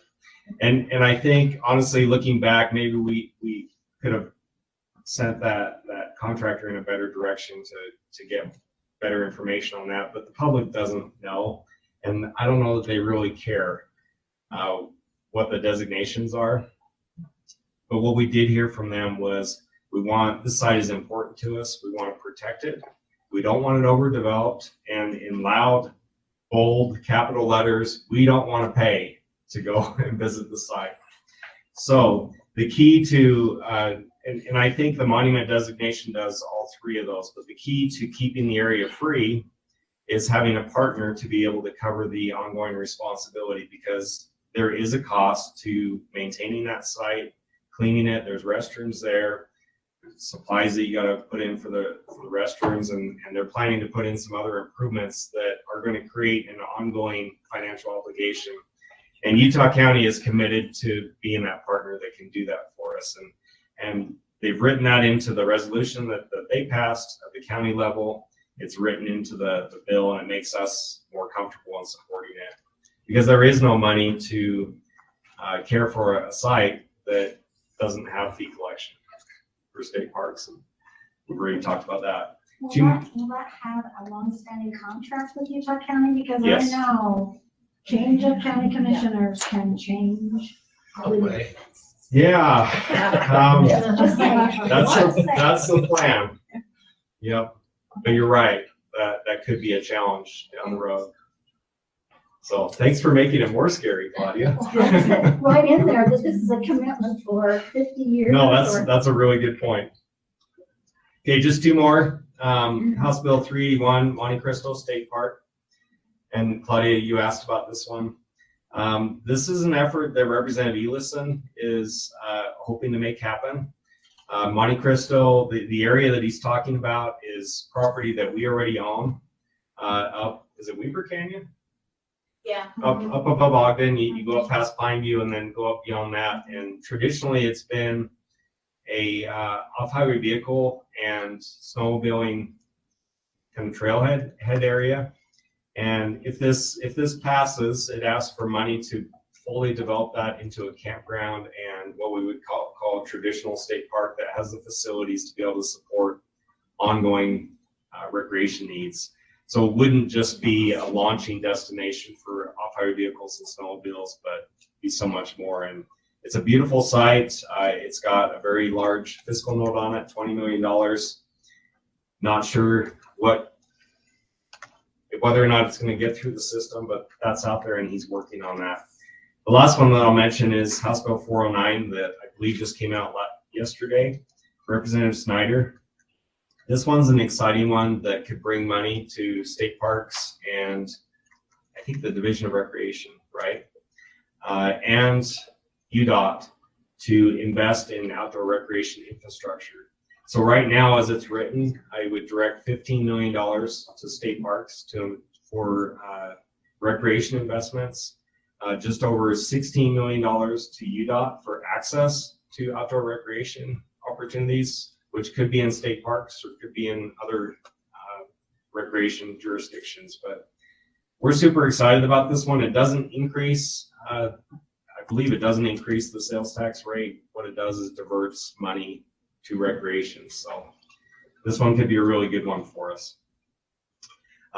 Those are the bills that I thought I would mention. And then there's also some requests for appropriations that have been going on from legislators for various projects. There's been a whole bunch of them this year. I think in part just because of the perception that there's this big pile of gold. So why not ask for it? And the way I see it, it wouldn't matter if the legislature had $100 trillion, there'd be 1,000 trillion dollars. There's probably a word for that, but in requests, so they always have 10 or 100 times the request that they have money for. But the ones that would impact us if they go through are the Bear Lake Marina expansion that Senator Wilson's been asking for. It's a $60 million ask that would basically double the size of our marina. This is one that Senator Hilliard before him was pushing for probably decades. And unfortunately, I think when they first did the analysis, it was a $12 million project, and it's 5 times that now. So Great Salt Lake Visitor Center, Representative Nelson is asking for $27 million to build a visitor center out at Great Salt Lake. I'm super excited about this one if it were to happen, because Great Salt Lake is very different from all of our other parks in that people come for that one viewing area. And if you've been out there, I'm honestly embarrassed with what we have. It's a triple wide trailer that we got as a hand-me-down. It used to be the old Welcome Center for Salt Lake. We can and should do better there. And I don't know if this one's going to happen, the $27 million, but it would build one heck of a visitor center. But whether this happens or not, I want to do something with that visitor center, because there's more tour buses that come out to Great Salt Lake than any other park. it could be so much more. It could become so much more of a recreational asset if we just invest some money into it. But, visitor centers are hard. This one could really give us a jump start. And then the last one that I'll mention is Representative Handy's asking for $12 million to expand the Antelope Island Visitor Center and create what they're calling a learning center for school age and college age students to come and learn about the Great Salt Lake and Antelope Island, and that one's exciting too. That's the legislative stuff I was going to tell you about. Any questions or comments? Or did I miss anything? Do you want to mention the building blocks? Oh, yeah. Go ahead, since you brought it up. Are you sure? So we mentioned, I think in the November meeting, that we had several requests for building blocks, which is a building block is adding to our appropriation for specific priorities. So I'll go through that list just really quick. But before I do, in this process, we send our requests through the governor's office. They kind of vet them and go through them, and then they make a final recommendation. And that recommendation is what goes to the legislature. So we had current expenses for things like electricity and garbage and toilet paper, that kind of stuff to operate a park. We had a request for $750,000 ongoing, and the governor's office agreed with that request. So that's moving forward. We had a one-time request for Deer Creek State Park. That's to expand the park. That request was $12 million. The governor's office also supported that. With the new facilities that we would like to build at Deer Creek State Park, we needed ongoing operational costs or money to pay more staff to take care of it.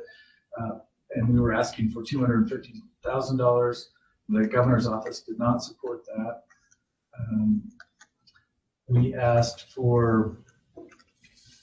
We wanted to build a dry storage facility where people could bring their boats and their ATVs and store them away from the sun at Sand Hollow State Park. We identified $1 million for that facility, as well as $75,000 for ongoing operations, and the governor's office didn't support that. We asked for $1 million in housing. This goes back to attracting employees and allowing them to move around, making it easier for them to move within our system. So we asked for $1 million for housing. The governor's office supported $250,000 one time. We asked for $500,000 ongoing, and they didn't support the $500,000 ongoing. We asked for, because of all these, Jeff mentioned $120 million that's being reinvested in state parks. We need people to take care of those new facilities, and specifically maintenance personnel. So we asked the governor's office for $1.5 million ongoing money to hire more staff for our state parks. And they supported $500,000 ongoing money for that. With that, those staff members need vehicles. So we asked for $865,000 for vehicles, and the governor's office supported $200,000 in a one-time request. And then we had an ongoing cost for the vehicles for fuel and maintenance and all those sort of things for $135,000, and they supported $25,000 ongoing. So, and that's the list. And I know you said it, but that's all our restricted money that we talk about with our bank account. It's not general fund money. And I'll just comment on the governor's office. Generally, they've supported our requests without many questions. I think what it really boils down to is we have a new staff up there that we need to get to know better, and we need to get them out in our parks so that they understand what's going on. And I'm not trying to be negative or badmouth, but I really think that some of this is a misunderstanding of what we do and how we do it and what this money is used for. So we're going to do the best that we can with the funding. But I mean, it still has to get through the legislative approval, what Scott talked about that was supported, and we'll do better next year in coordinating with with the So governor's this office. is state parks money that we collected. Yes. Collected. So These it's are not bank like you're accounts. saying, hey, we want general fund money for this. Yes. So It's for very them to, different. so for them to decline this stuff is, yeah. Well, Okay.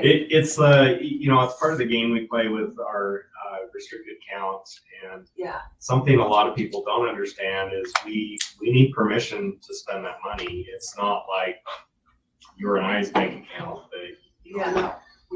we manage it. We don't have to ask for approval, and so it's part of the process that we have to go through to get governor's office approval and then ultimately legislative approval before we spend the money. So.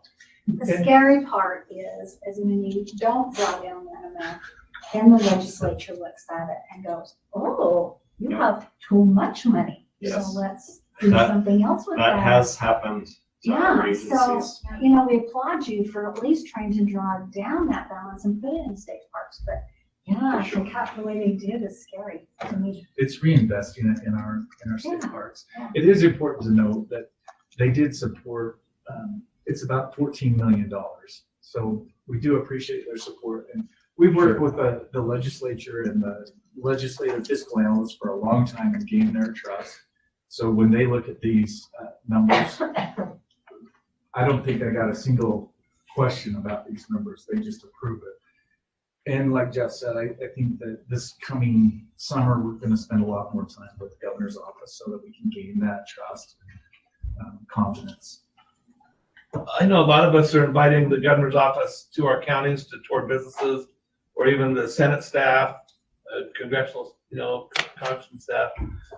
But I never thought I should take them out to eat. And maybe it's got to have been on the board long enough, and it's been COVID, it's not in my blood yet, but I think that's what we ought to do is anytime we have some of those folks in our county, let's take them out to the state park for lunch or something, and I guess then we'd coordinate with you and say, hey, we're gonna have these folks here. What do you want me to tell them, or what do you want the park manager to tell them, or do you want to come down and tell them? That's what I was going to say. If you can let us know, we can make sure the park manager knows, and then if one of us is available, we would love to be part of that and support you.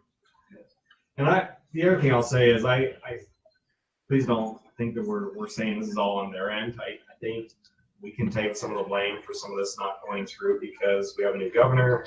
To their credit, they're taking these requests seriously. They're looking at them hard, and what in the past may have just been rubber stamp. They're asking a lot of questions, and I think in the future we need to do a better job explaining what these requests are for, why they're important, why they're the numbers that they are, and we're going to do that.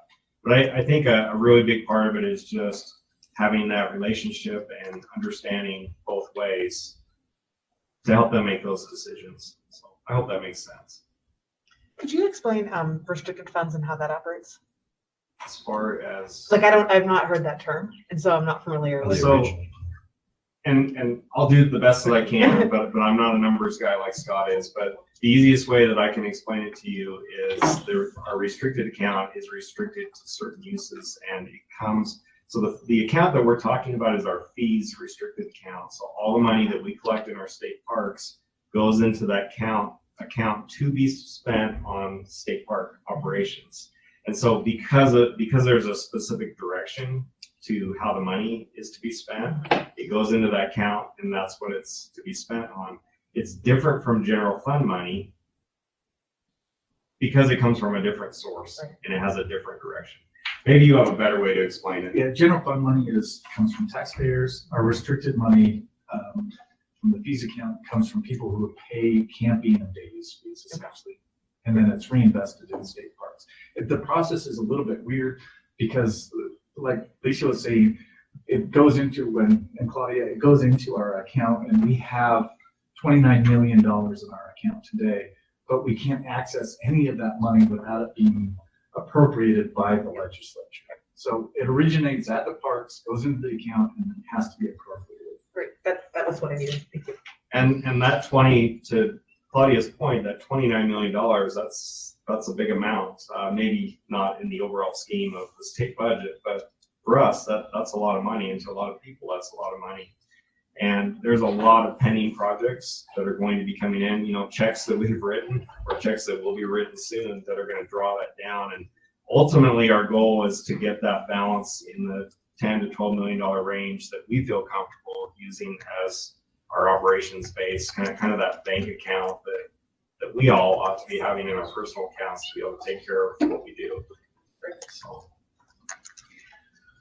I hate to belabor this, and you know what I'm going to say. I'm gonna get to this. I already know what you're talking about. Or I think I do. I think it's gonna be on my gravestone. That was the last thing I was gonna cover, and maybe I'm wrong, but I don't think I am. So I am out of time, and I don't want to chain our attorneys here to help with the training, but you're talking about the division split, right?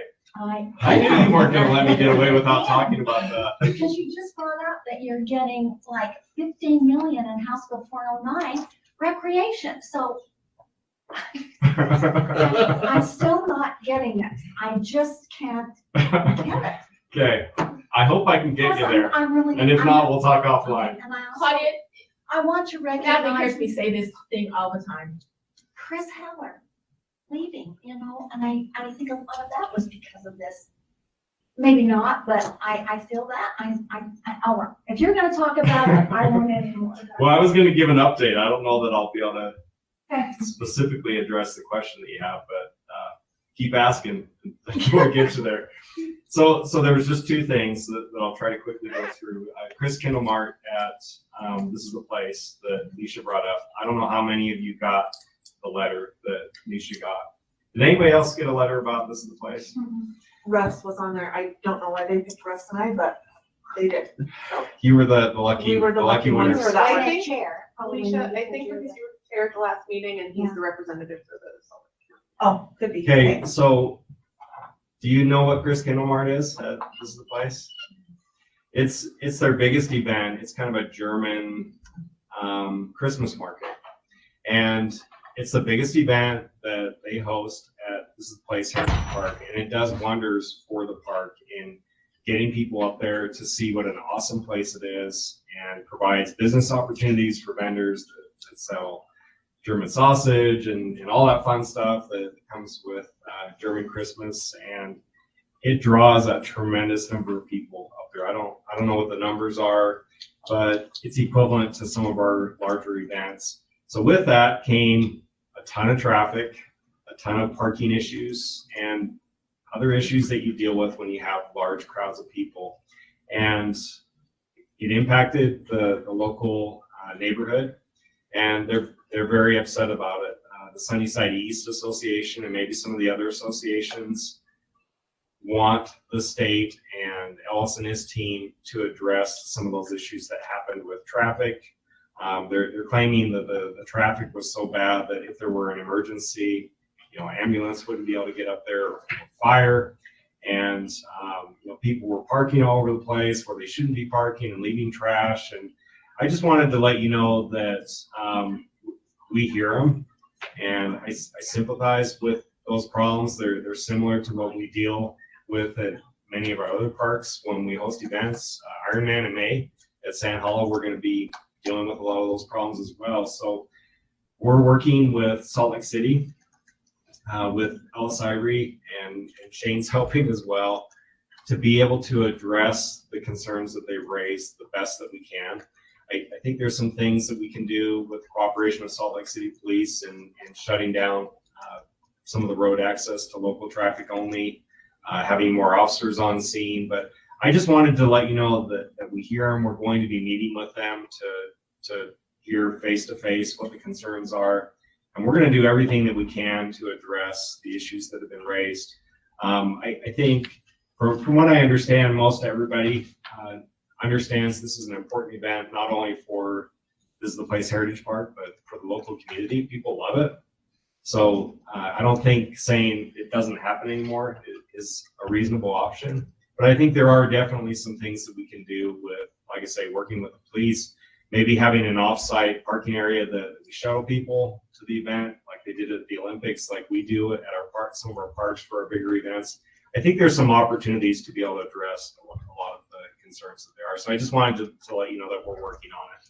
And if you get any more communication, please bring it to our attention, and we'll jump on it. But they had asked to come to this board meeting, and I asked that we wait at least until the May meeting so that we can get our ducks in a row. And if they still feel a need to meet with you, you'll bring me on next month or May's agenda. Anything else, Leisha? There Or was one other one that, I can't remember if it came in an email, something about your flight thing and the hang gliders and Yes. some building development that's gonna impact the air So- current or something. yeah, the flight park is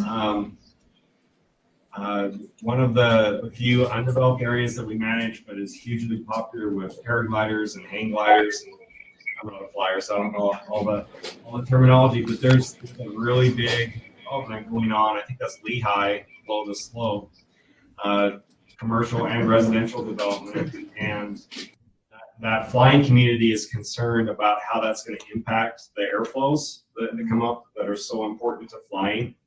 What we've done is, with the help of Shane, sent a letter to the city, the county, and the developers asking them to do as much as they can to work with that flying community to mitigate any impacts that it might have. Does that kind of sum it up as easy as I can? So we're aware of it and we're working on it to the best that we can, but it is difficult because we can't dictate what happens on private property. So all we can do is encourage those leaders and developers to work with the flying community, and that's what we've done. You may have one less park if it impacts it such that there is no air anymore. Yeah, I'm not an airflow expert. So we'll see what happens on that. Do you have a question, Russ? Yeah, Director, where Leisha and I were both on that letter, do you think it would be, do you think we ought to reach out to him and just say, thanks for your time?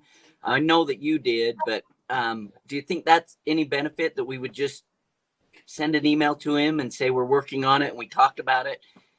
What do you think? Yes or no? Well, we did. I'm not giving you a yes or no. we did have our park manager, send a letter to those folks, and now that I think about it, he may not have CC'd you like we should have. I think we've got it handled. Certainly, you're welcome to do whatever you feel most comfortable with, but I really think we've done the best that we can with what considering the situation. Well, that's fine. I wouldn't normally answer a letter like that, but I thought if you wanted us to, we will. So I'm good not doing. I'll make sure that we forward the response to you, so at least you know what was said. And then if they contact you again, you can refer to that. Does that work? Yes, sir. Thank you. Okay, thank you. So anybody else contacted for the flight park issue? Just Russ was the lucky winner. I don't know why I saw it. Where did I see it? Okay, I'll jump into Claudia's favorite subject. So last year, our division was basically split in half, I'll say, with House Bill 346 that Representative Snyder ran. And what that did for us was, for the last 50 years or so, we've managed the boating and off-highway vehicle programs in addition to our state park system. And what that bill did, among a whole lot of other things, it was a 9,000 line bill, was it took those programs and put them into this new division that they created called Division of Recreation.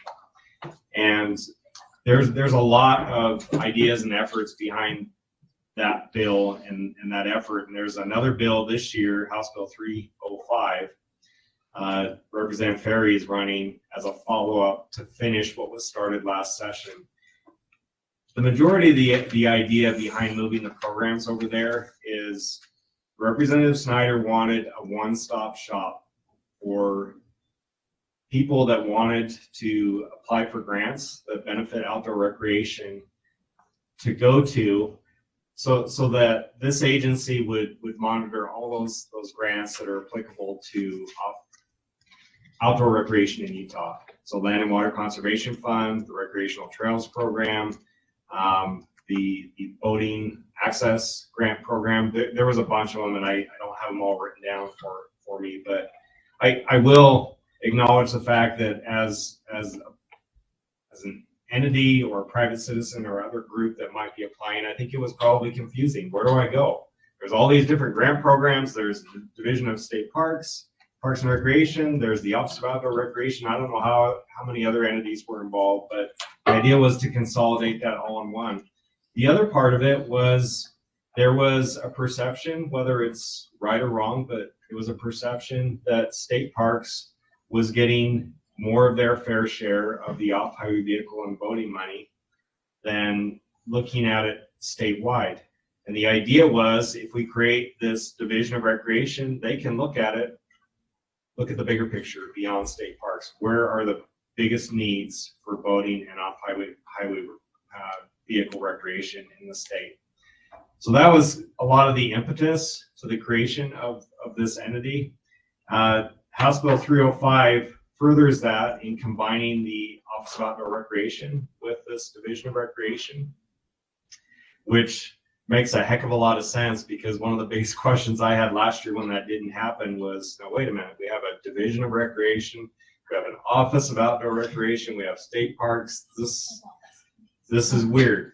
So that's part of that consolidation, and the grant programs that Pitt Gruey, their director, was managing under that umbrella are moving into Division of Recreation. So it finishes what Representative Snyder started last year as a one-stop shop for all things outdoor recreation grants.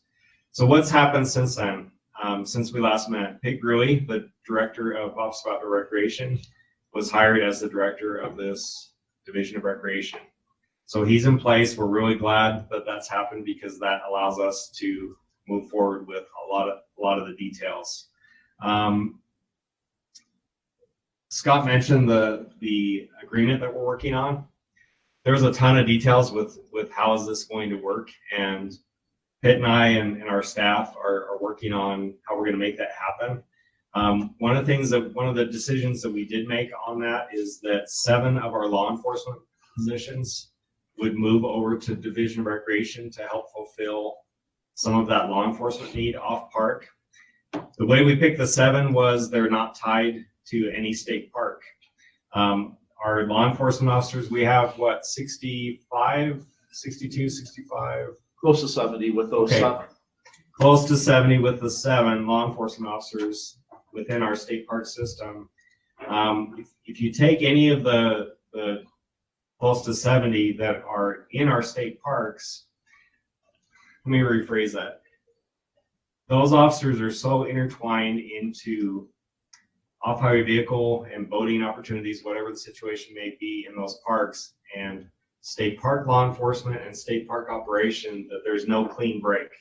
It doesn't make sense to try to take them out of the parks.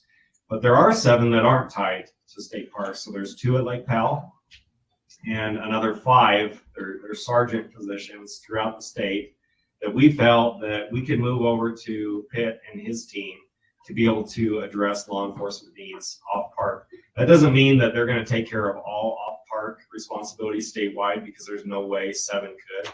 So there's still going to be a cooperative effort between state parks and Division of Recreation to be able to fulfill that need for law enforcement.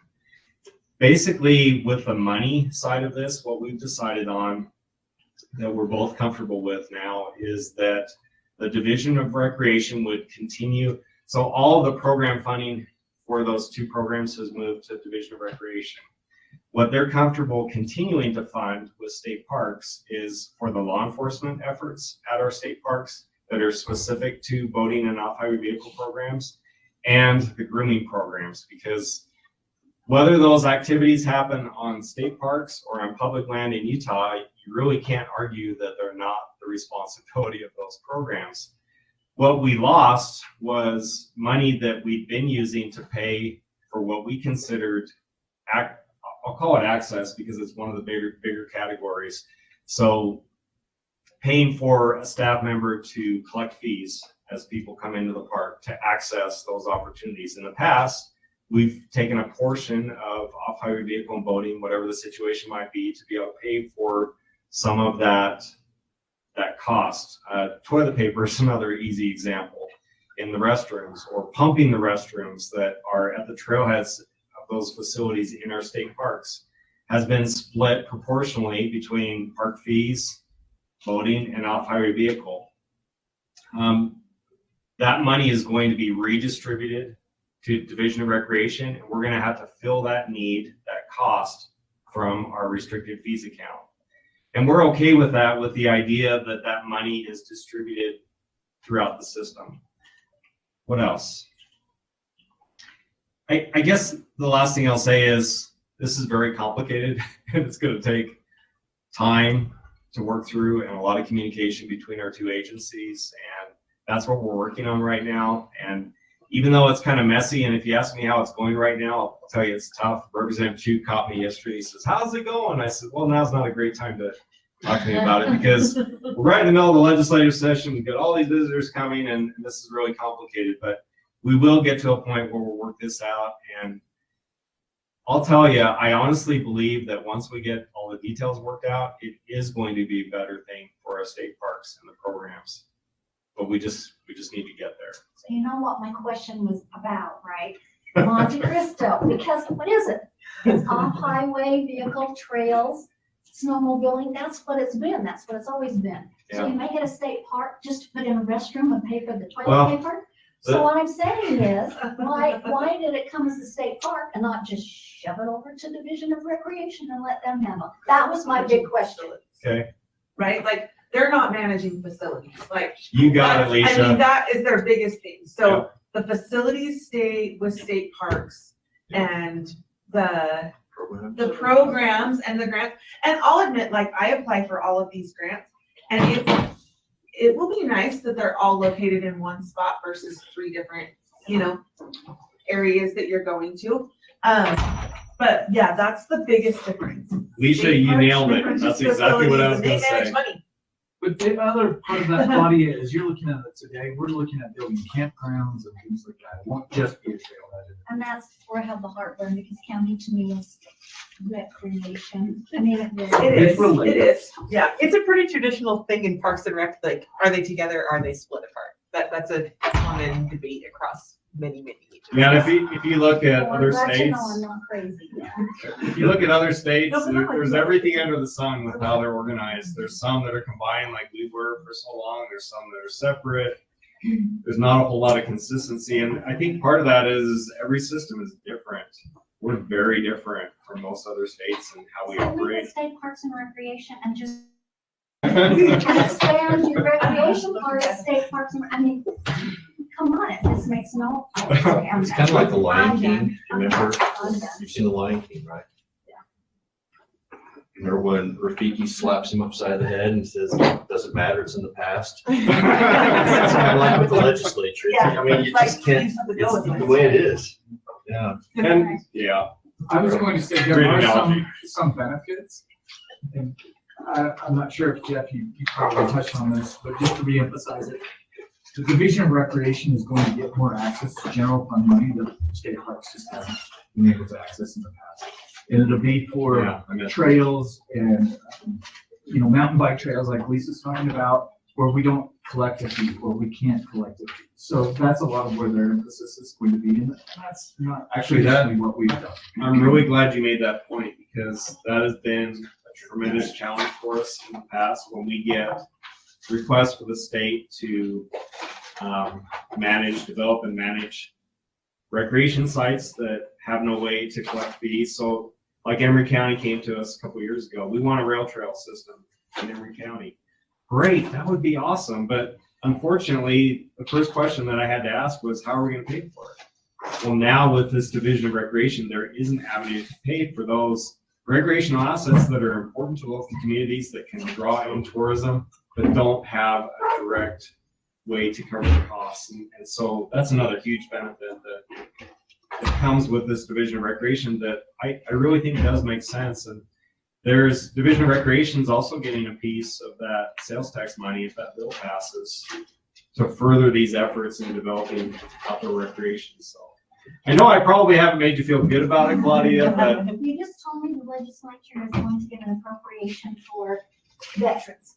because it's a free discount. So I'm going, right, they want a free bike trail, and if they want it through our division of, what's the division of recreation, fund it through a general fund again. I mean, Yeah. if somebody wants it that bad, I don't see the difference in that we're paying general fund to now division of recreation when we could have easily, for the same philosophical reason, come to state parks and recreation. I'm very simplistic, I'm sorry.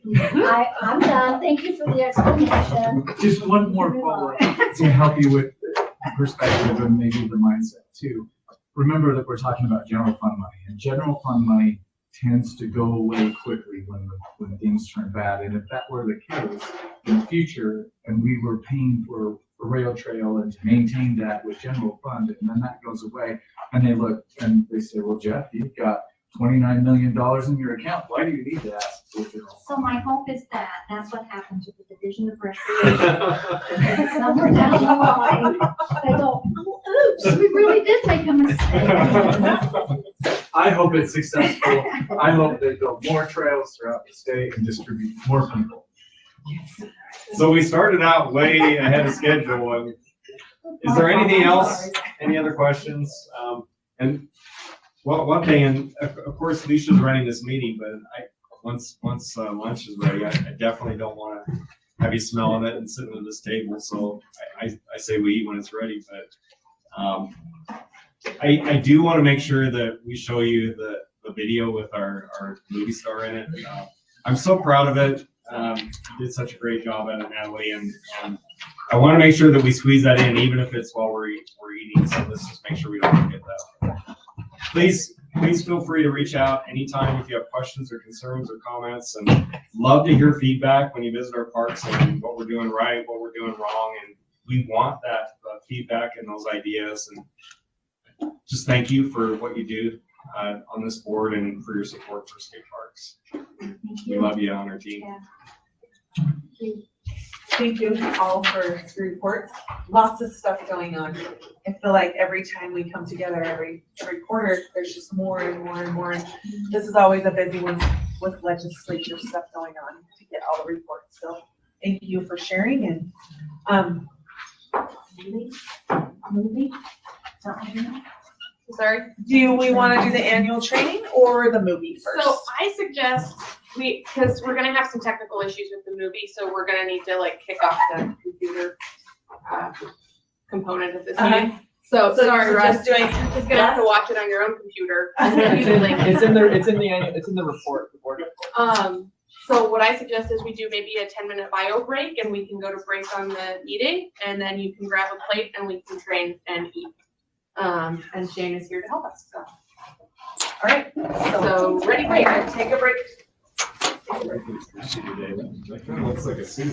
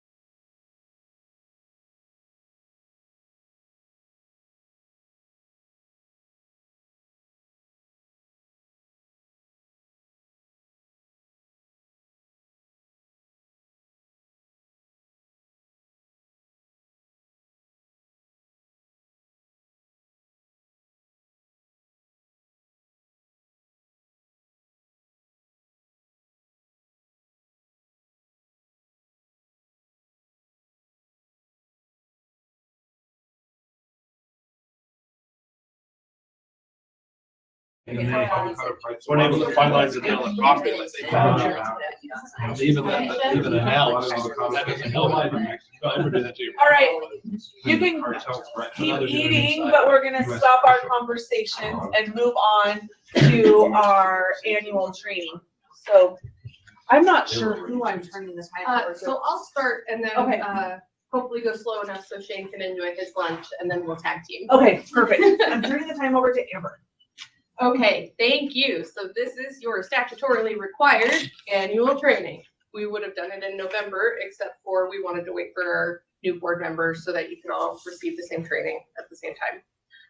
So statutorily, we are required to learn about the Open Public Meetings Act and grammar requirements. I will handle OPMA for short, and Shane will handle GRAMA because he's the attorney. And with that, look at this lovely photo that I sourced. Okay, so the Board of State Parks, you're a policy board. That means you're appointed by the governor and you oversee policies such as our administrative rules, which Dave usually presents, and then we file those with the Office of Administrative Rules. Your roles and responsibilities, I will send you the governor's handbook link and all of that. So basically, your biggest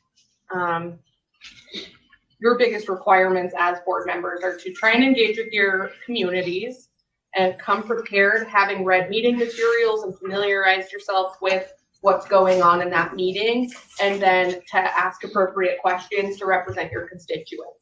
So for example, Brent is always going to represent his unit, whereas Claudia is going to represent at large. So she's kind of considering all of the state. Presented in this training, you'll learn about the rules, or you'll learn about Open Public Meeting Act. You'll also learn about the parliamentary procedure, and you'll learn about grammar. Okay, so we just kind of talked. That's basically it. We are statutorily required, or actually by code, not statute, to set a executive branch.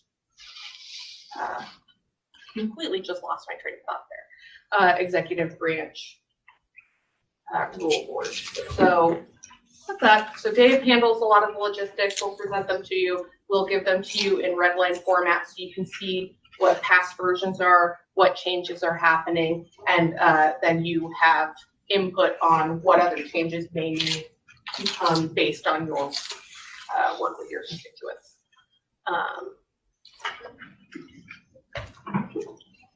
Oh, okay, I thought you were coming over to ask me something. Not now, Jack. It's also to get me on. Okay, sorry, it's a different lunch than I've ordered in the past. It's very good though. Yeah, I was just kind of worried about too spicy of salsa. Oh, it's good. So basically, when you accept that appointment from the governor and you get approved by the Senate, you're agreeing to be responsible for that policy. You're agreeing to make the board and your time here a priority, prepare for and maintain good working relationships with us here at DNR, with your fellow board members, with your parks, with your constituents, any of those like special interest groups, those clubs, those friends groups, because some of the parks are still maintaining a friends group, even though the overarching umbrella has disbanded. And, you know, I love Brent's suggestion of bringing in the governor's office to kind of explain their role and your role and kind of keep building that relationship and build that strength and that trust. Consider the statewide perspective. So yes, we have an at-large member, and that's Claudia, but also like just because your parks, your special focus is important to you, it may be detrimental to other parts of the state. So that's one of those things that you want to consider when you're voting on policy and rules. And I think that's it. So we're all familiar with Robert's Rules of Orders or parliamentary procedure. And the things here to consider are that you always want to be mindful that you are entitled to speak on motions. You are entitled to make your opinion heard, but we also want to protect the minority. So we're always going to do what the majority votes on, but we also have to make sure that that's done in a respectful way to, you know, opposition and minority. We kind of have a nice little cheat sheet going where we provide those recommended suggested motions, but you are always free as board members to revise those and change those to what you feel is appropriate. We just kind of anticipate what that we think that might look like, but you are definitely the drivers here. We will always ask for a motion, a second, any discussion, and then we vote. Now, when we're hybrid, partially online, offline, or in person, we want to make sure that we are doing a roll call vote. So Brent, yay or nay? Claudia, yay or nay? Natalie, yay or nay? With this bulk majority here, we're okay to just go unanimous and just make sure we've recognized whether Russ has contributed to the conversation. Let's see, roll call. So once we've had a vote, then we have to announce the Corey, this is for you, announce the results. And it's always helpful for me, even though I know all of your voices and faces, in unique situations, like if we're out in a park, to restate who made the motion, who made the second, passed unanimously. Expedite board business in every way compatible with the rights of board members. If discussion gets too heavy and we just don't have all the answers, we are totally free to go to the next meeting, table something, come back to it next quarter.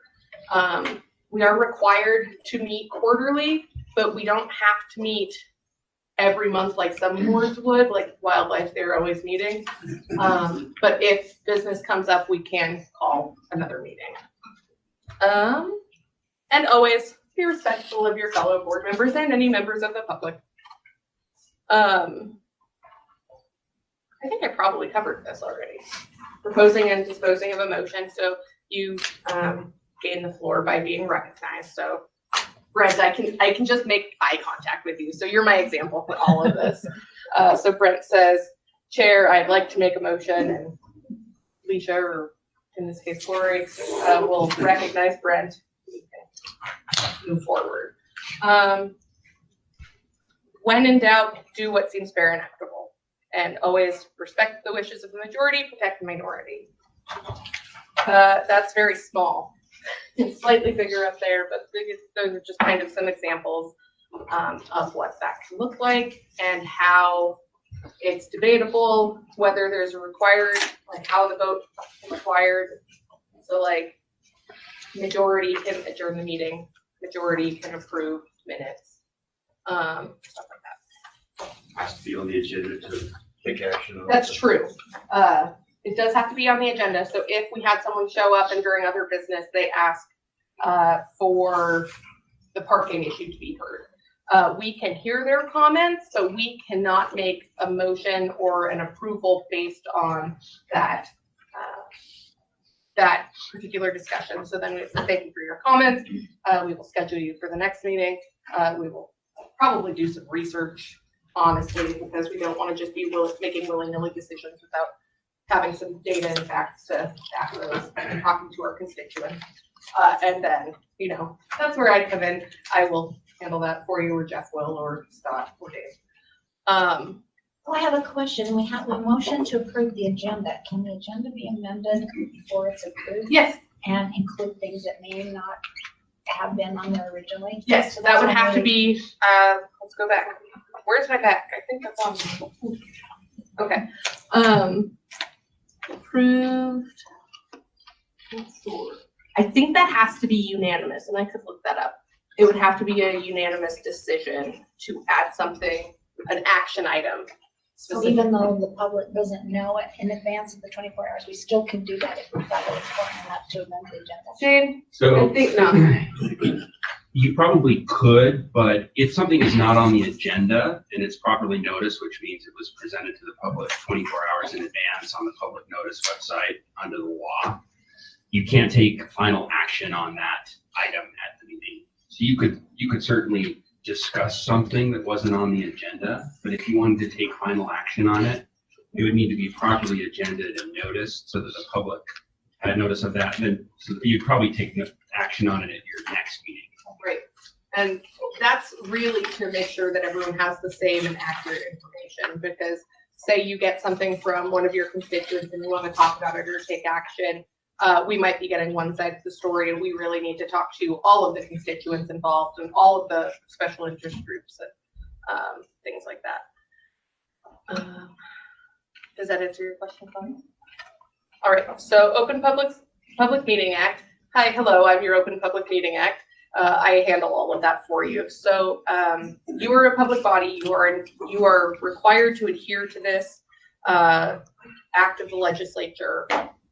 Basically means that the public is entitled to know what we're doing, what we're talking about, what we're voting on. They're entitled to be here. They are entitled to ask for us to take action on items. And we are conducting the people's business.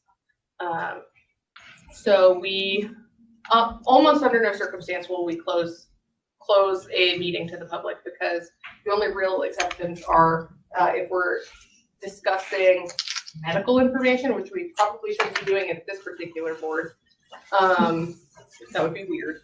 Let's see. Land transactions. Land transactions, legislative negotiation, Potential litigation. and like the character or performance of a staff or individual. So those are really the only circumstances when we're going to close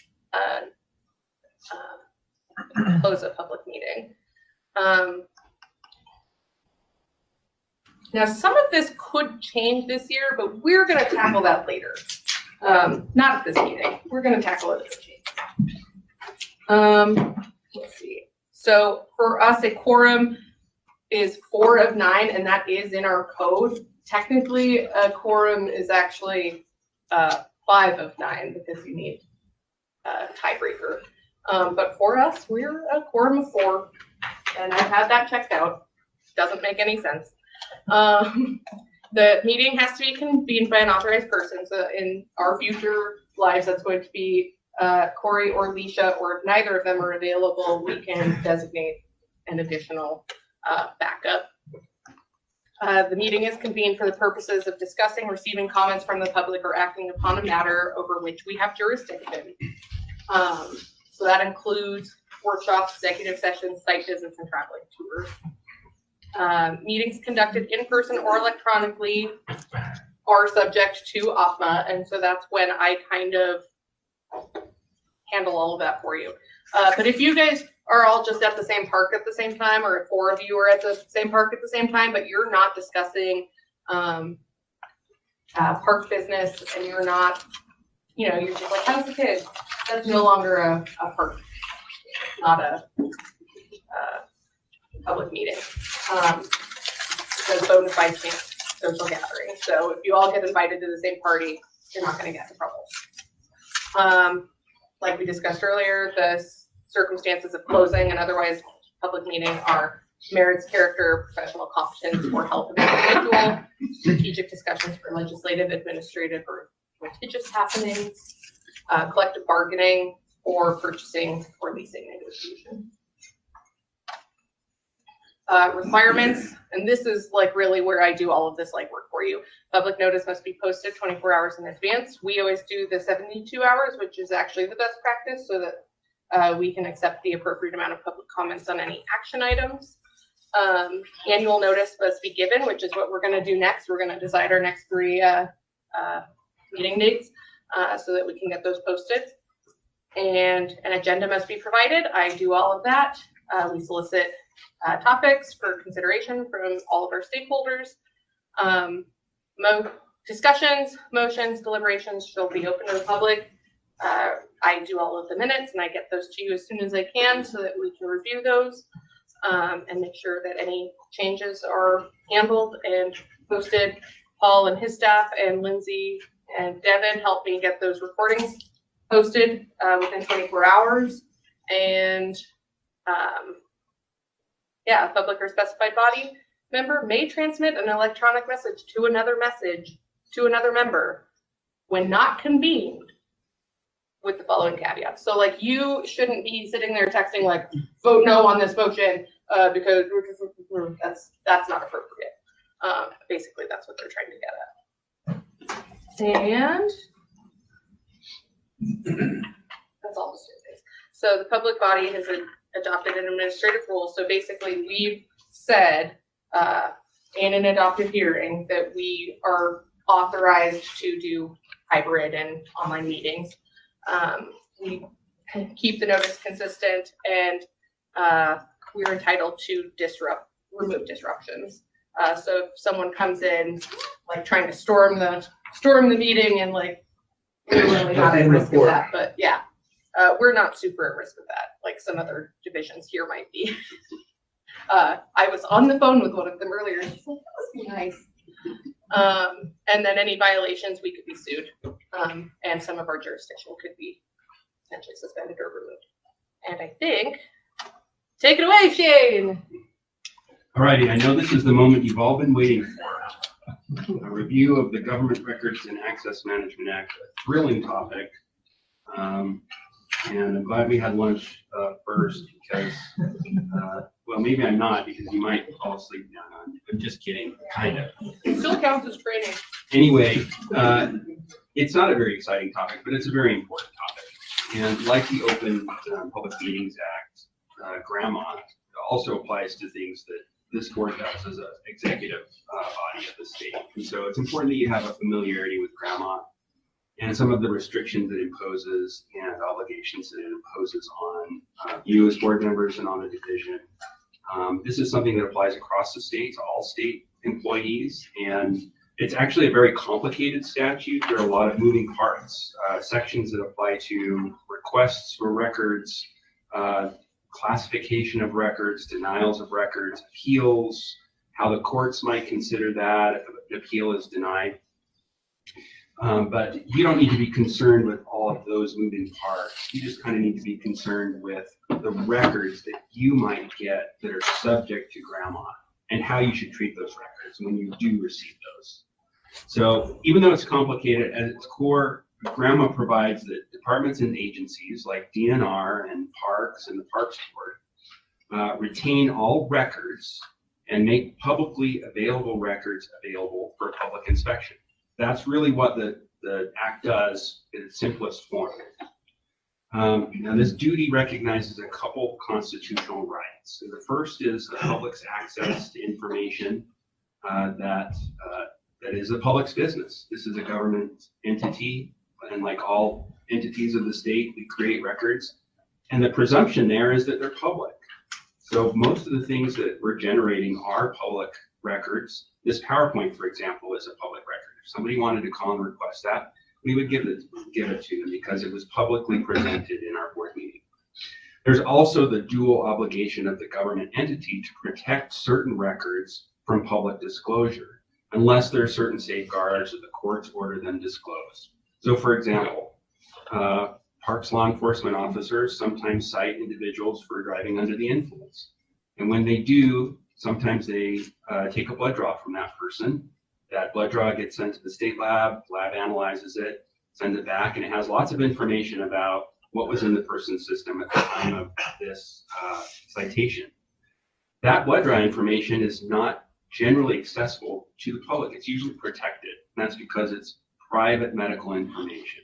Now, the report itself, a lot of that is public. And so that's kind of where GRAMA gets complicated, is you have to look at the request and say, all right, well, some of this might be a public record, other things might be protected. That's not your job. You don't need to make that determination. You just need to determine whether we have a record. Some other things that might be protected, personally identifying information of witnesses to an accident, for example. You might just happen to witness an accident and all your information gets recorded on the witness statement. Well, if the press requests that, you probably don't want your phone number, being broadcast on Fox 13 that night. And so oftentimes that will get redacted. Minutes of closed meetings, for example, would also be protected under GRAMA. I keep saying protected. It could be another classification, but it would generally be non-public. So the real question, I think, for all of you is, what is a record? So grandma defines a record as a recording or documentary material that are created or owned by the government entity and can be reduced by mechanical means like photocopying or by duplication. So, for example, I have a printout of the PowerPoint presentation. We can take that, we can print it out on paper, we can send it to people. We could also send it in an electronic format via email, a file. I also have here my state issued cell phone. You can tell it's my state cell phone because it has my dead horse sticker on the back of it. But I have a number of text messages on here, and some of those text messages might actually be subject to grandma requests. And some of the text messages you receive, some of the emails you receive might also be subject to grandma requests. And I'll talk about that in just a minute, but it could be something on paper, it could be a voicemail, it could be a text message. If it's capable of being reproduced and it's actually written down or it's recorded in some way, it's probably a record under the Act. There are some things though that aren't records. So a personal note you make to yourself isn't a record. A personal note you send to somebody else has nothing to do with business of your position as a board member. That's not a record. A temporary draft is generally not a record, or material that you own in your private capacity or something that's copyrighted. Oftentimes those types of things won't be records under the Act. But again, here's grandma. You can see this is from the code book. It's not the whole code book, but I'll show you that, in my time just with parks, I've oftentimes had to look at records, and here's some of my notes as to what might be protected records. So it can get very complicated. So don't sit down and pull out your code book, and try to decipher exactly what a record is. Just know that if it is a record, that is, it's something that's written or recorded that's capable of being duplicated, you probably need to hang on to that. We're so glad to have you to do that work for us. It helps tremendously. You have to forgive me, but I don't have a code book. Oh, you don't? Oh, well, if anyone ever needs to borrow one, just let me know. I'd be happy to come in my address for this room. Yeah. This is my light reading, before bed. Okay, so. Can we ask a question? Absolutely. So we had the discussion about the email that we all got about Wasatch and Soldier Hollow. It went to all of us. So once we receive it as a board member, it becomes a record, I'm guessing. Do all of us have to keep a copy of that now on our phones? Because it also was sent to our director, and then they have a copy. Can we delete it, or do we have to keep it? And if we had responded to it, we have to. If you had, so the short answer is yes, it is a record. And even though somebody else might have gotten it, I would recommend keeping it. I keep all my emails that I've ever gotten in my entire time with the state. I know it's a pain, but it's probably better to be safe than sorry, because if you delete it and everybody else thinks, well, somebody's saving a copy and then it's gone, well, that could be problematic. So. I can't text you anymore. And remember, this isn't meant to be onerous. You should not feel like you can't carry on board business because it might be subject to grandma. But it is something to think about, that what you're creating in any given instant, if it relates to your work as a board member, it probably is a record, and it could be subject to public disclosure down the line. And so, I keep that in the forefront of my mind when I send emails or create records. Maybe one day this is going to be in the public eye. And I think it's just a good rule of thumb to make sure you're always acting professionally. How long after we leave the board do we have to keep? Well, so you're anticipating later in my presentation. Stealing my thunder, and now I'm completely deflated. I'm going to move on. No, I'm just kidding. I'll tell you, because that's a complicated issue. So I'll get to that here in just a minute. So, kind of moving on. Records of the property of the state. So they don't belong to me or you, they belong to the state, and they're subject to retention schedules, which is what you're doing. There are lots of different retention schedules for records in the state. Some are very short. Once you're done with the record, you can destroy it. Others are permanent. You have to keep the record forever, and it eventually goes into a box and gets sent to the state archives. When in doubt, retain. If you know for certain that the record you're looking at is subject to a short retention schedule, and you don't have to retain it past a certain date, you can safely delete that record. But if you're uncertain, keep the record, or you can reach out to Tammy Wright, our grandma officer. She's fantastic. She works here in Parks. She focuses on grandma a lot, and she can kind of help you determine whether or not it's something that should be retained. But I keep all my emails. I keep a lot of my documents just in case they are subject to that longer retention schedule. Because if you start looking through retention schedules that are on the state's website, you'll find that there are hundreds of different retention schedules that apply to various documents. Some at the state level, and then it comes down as far as retention schedules for documents that the board creates. But those records could be anywhere along that spectrum, so it's important to hang on to them if you can.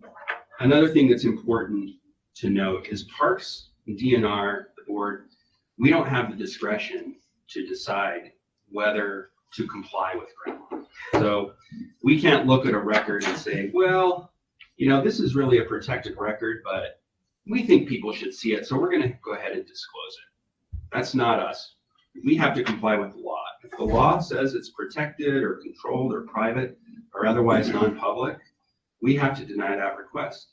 Likewise, if we see a record and it's clearly public and there's not an exception to it being non-public and somebody requested, we have to provide that record. We can't decide not to do it. We have to follow the law. Just another reason why you probably can't look at a record in any given moment and decide on the fly whether it's public or non-public. The most you can do is decide whether it's a record and whether you should retain it. Just kind of as an interesting note, that discretion I was talking about, or lack of discretion, it extends to the courts. So for example, I got a subpoena a few months ago asking me for a record that was protected under memo. And I called the attorney and said, I can't give you this. I'm going to have to object to your subpoena. So unless you want me to object to it and come and argue to the judge that I can't give it to you, you need to go to the judge and ask him for an order. If he gives me a court order, I'll give it to you. And that's what she did. She went to the judge, she got a court order, she gave me the order, and I gave her the record. And she was kind of pushing back, I think because she probably didn't deal with a lot of these types of requests before. And I had to tell her, look, I don't have the discretion to waive that statute. I have to comply with the law. That's what the law says. So, you know, I'm sorry, it's inconvenient, not my choice.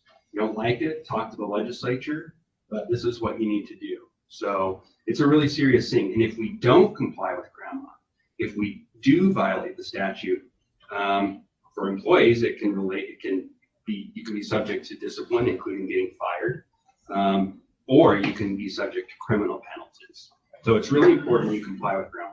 Sounds scary, but fortunately, the only thing you need to do is just assume that if you have a record that you created in connection with your work on the board, you should retain it unless you're sure it's not a record or you're sure that the retention schedule has passed. The way I comply is I just keep all my records. That's the easiest way to do it.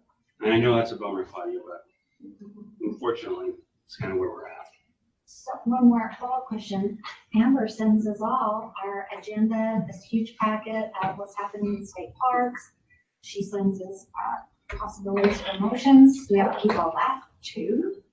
So, I mean, it's a record. It's what we're going to be doing and looking at and talking about as a board. But as a very risk-averse attorney, I would keep it. But you know, in that case that Amber sent it to you, and so the division itself has a copy of that. So you could probably delete it if you wanted to, but unless you're having a problem with server space, I'd probably keep it. That's just me.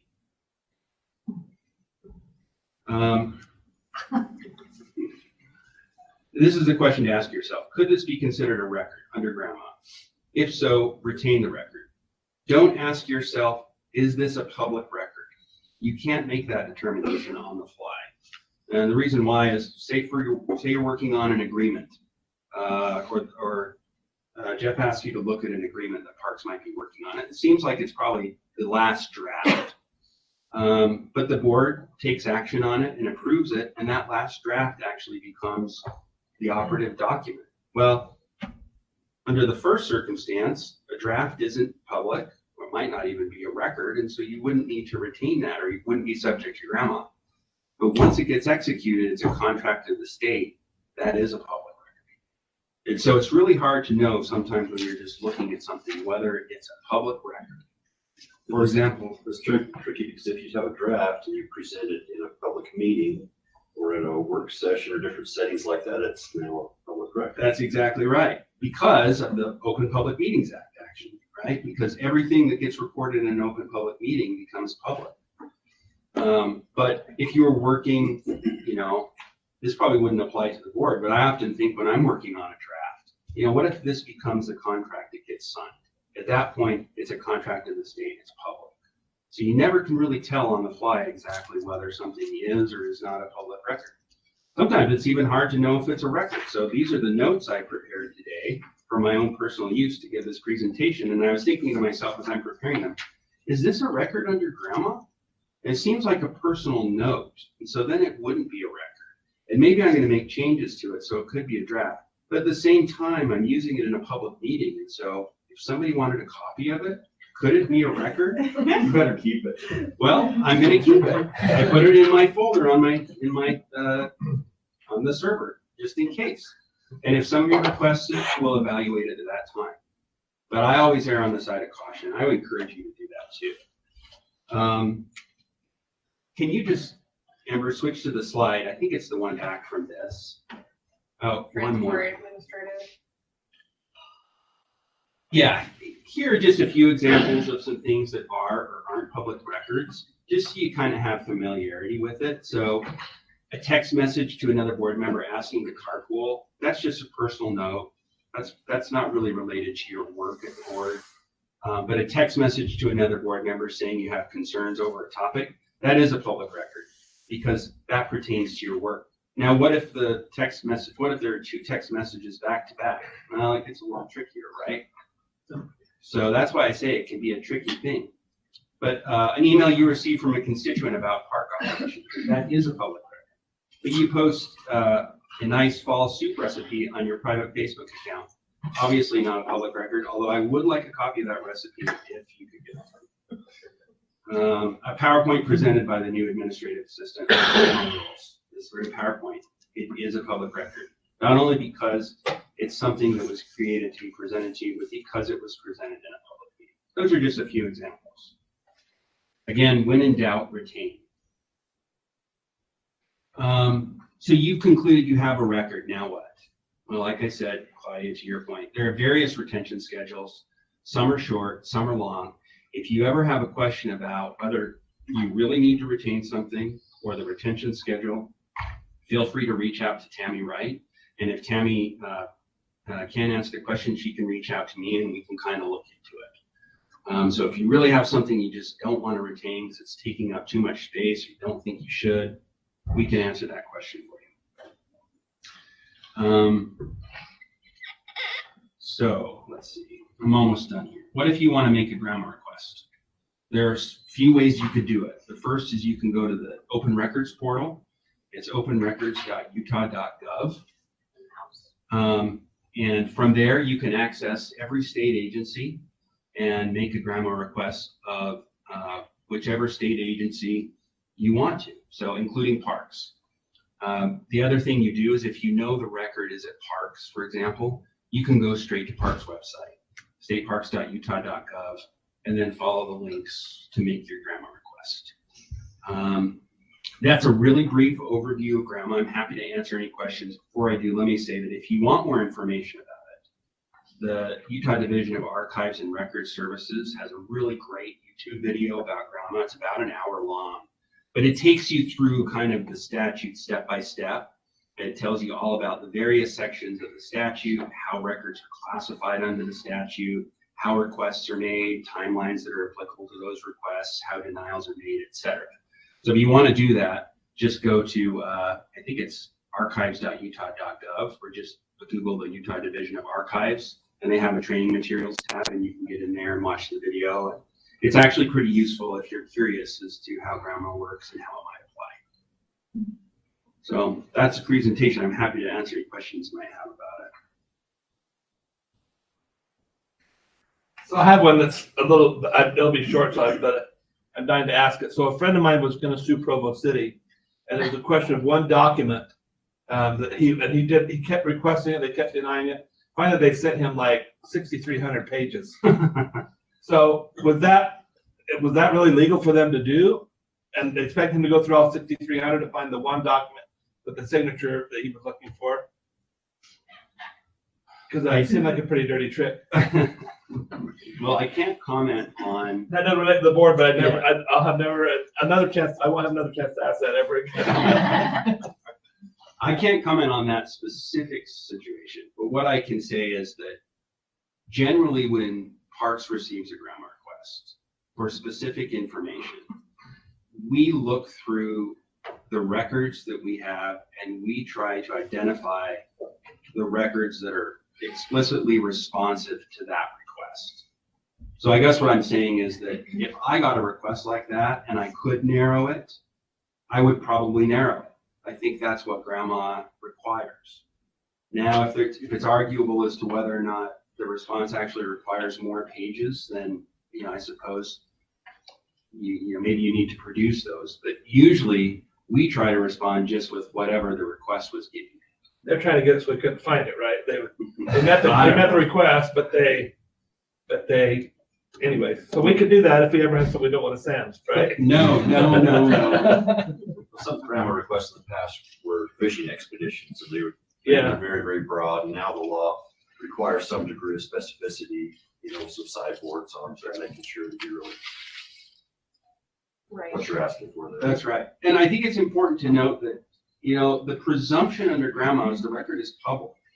We work for the people, and generally the records we produce are open to the public. And so I really take that seriously. I think that we should work transparently. And if we can give somebody a public record that they want, we should do that, because I feel like that's our duty as government officials. Now, if it's protected under grandma, I'm going to say no, and I'm going to tell them why. And if they disagree, they can go through the appeals process. But, I would never, and I would hope that none of my colleagues in the EMG's office would ever try to create that type of fishing expedition because they were afraid to disclose a document that's otherwise public. That's not the spirit of the grandma statute, and I don't think that's, frankly, a very ethical thing to do. So trying to think out of the box, I'm thinking here's 9 board members that got the same email and was probably gonna get a copy of the response Scott makes to this email. So there's 2 emails, 9 of us are now gonna have to retain. Is it possible for Scott to create some place in state parks where he can post that and we can just go look at it so we don't actually receive it as an email, but it's there? I mean, it's still public. But it saves us not having to worry about keeping it, saving it, storing it, because we received it. Is that possible, or is that not possible? Well, anything is possible. I would say that I know it's inconvenient to save everything. But I do think that it's easier to save everything than to try and come up with a system that might not actually lead to retention of a document that should be retained. If I don't open it, do I have to retain it? I mean, that's what if I know it's from Scott and I sort out how who it is, I don't care if I want to read it or not. Well, yeah, because, so remember the definition of record, right? It's something that can be duplicated. And so the definition of record is, let's see. If I don't open it and I. It's created, owned, and retained by the entity, and it's capable of being duplicated. Once it hits your inbox, even if you haven't looked at it, and it's sitting there, it can be duplicated. So it's a record. Probably a record. Isn't there some distinction on emails and things as to the originator of some documents has a greater responsibility for retention? So generally, well, no, not necessarily. I mean, I think it really depends, right? So let's say you send an email to Claudia and it pertains to your business, but not really your business, right? Maybe it's not a record to you then. but it might be a record to you. In that case, you'd have a duty to retain it. If it really had nothing to do with what you were doing as a board member, then maybe you wouldn't have a duty to retain. It's hard for me to think of a situation where that might arise, but it's possible. I think if it were me, and this is what I would do, I'd hang on to it.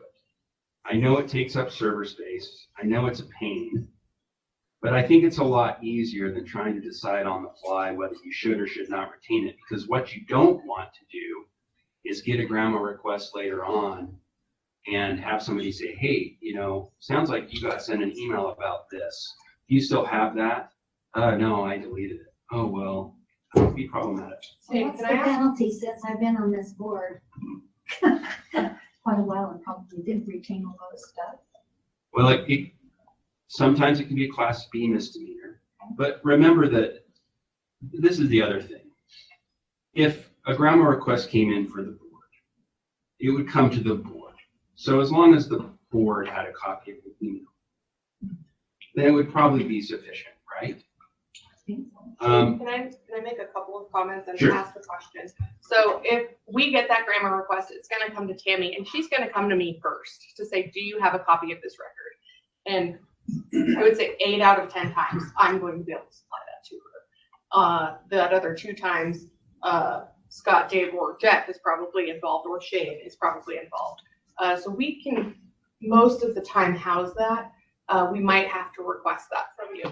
Now, my question for Shane, if we go back to the text messaging question, so say Brent, because I can make eye contact with him, is texting Claudia for a ride, and then he says, also, I don't think we should be talking about whatever this rule is in favor of it. But then he gets into a car accident on their way here, and his phone breaks, and he loses all of his data in the, does he get a pass as a good faith effort of trying to have maintained that text message? Right, yeah. No, he sits them on me and I have to produce it. Yeah, we're together. Both of our phones are crashed. Yeah, Neither. both phones are I think you're both going to prison, so that's what's up. That's the meteor exception under grandma. No, I'm just kidding. Yeah, you wouldn't need to worry about that, right? I mean, if you have data loss that's not your fault, I think there's actually a specific provision in grandma that allows for that. So don't worry about those kind of far-flung things that might happen. So Shane, I'm like you. I have kept every email that I've ever received until recently because I've run out of server space. And so now I look at the email and I think, oh, it's just, hey, thanks for sending that. I delete it. But in the case where you're running out of server space, what do you do? One thing you can do is you can actually download all of your emails into a file. And that file can be stored on like a CD-ROM or something, right? So that you can clear off your server, your email inbox. And then that CD-ROM is just retained for whatever the retention schedule might be. So if you do get into that situation, let us know and we can probably work with DTS to try and find a solution for you there. Or some other. You get a Yeah. CD anymore? Sorry. I don't know where I can play a CD. I have a little drive in my office. Thumb drive or cloud or something. Shane, is it common in some of our council and board members to just use a separate email account just for their board activities and separate their personal life from their volunteer service? I don't think it's a bad idea because then you kind of keep those two things separate. I mean, this is my state phone, right? I don't do anything personal on this phone ever because I know that everything on this phone is potentially a record.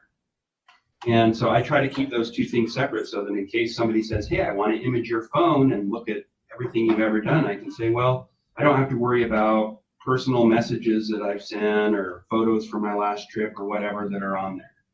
And likewise, I don't do any state business from my personal email. I do it all from my email account that's issued by the AG's office. Now, with that said, you're not required to do that.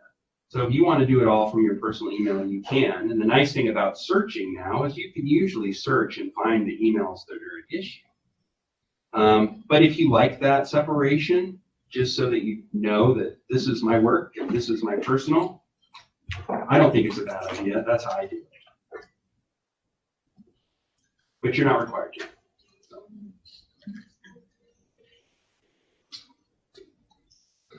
So I think that concludes. Yeah, if no one that's has any it. more questions. That's grandma. I'm just very thankful you exist. You've saved my day countless times over the last year, so thank you. Okay, so Happy to be here, and sorry to be the bearer of bad news, but that's what I do as a lawyer, so I'm kind of used to it. I don't know if we can do this with sound for the video. Okay, so what, you would send it to Russ? Can't now they just do the voiceover live? Yeah. I hope for that. A true professional would be able to do that.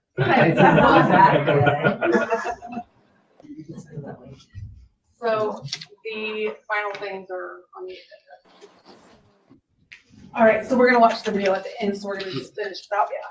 Okay, Joan said that grandma makes her heart rate go up, and there is nothing that will make your heart rate go up more than when you get a grandma request. So, Oh, I'm a grandma and I kind of like it. I know, right? Yeah, yeah. It can take years off your life, so. Grandma Richard, you make milk and cookies? I like that grandma request. Yeah. Our next item on the agenda is our next meetings. And I think you want to plan those out for all of 2022, correct? Yes. So get out your calendars. So, there are no major conflicts in May, but I thought if we did May 5th, even though it's a week earlier than we would normally do, we could maybe try the St. Mayo Fest up at East Canyon. I don't know if Paramoto would be interested and amenable to that, but might be a fun travel. May's really close to the championship. Yeah. Ironman. So there are no major conflicts in May or August, but November is always tricky because we've got so many holidays to contend with and usually a couple of training, conferences, things like that. So the only day that I really saw that looked good for November was the 17th. But we can also do it on a not Thursday. That's allowed.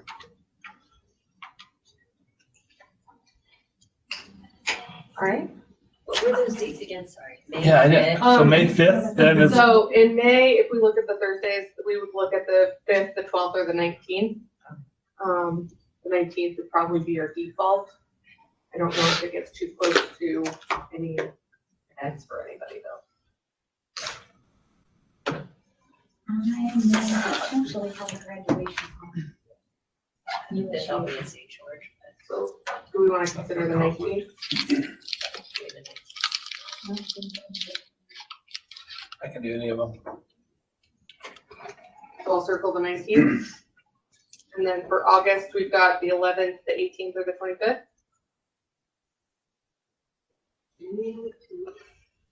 Do we want to discuss where we're going as we do these?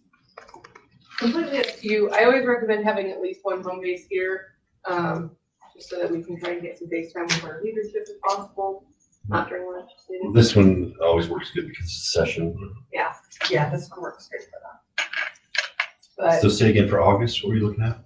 the 11th, 18th, or 25th?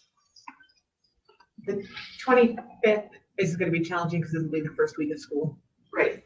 The So 18th. it's the 18th. I think that matches to what we did this last year. August 20th. And then the only day on a Thursday that really looked like it could work was the 17th, but also, you know, everyone ditches out for vacation and there's seminars. We could consider a Tuesday or a Wednesday.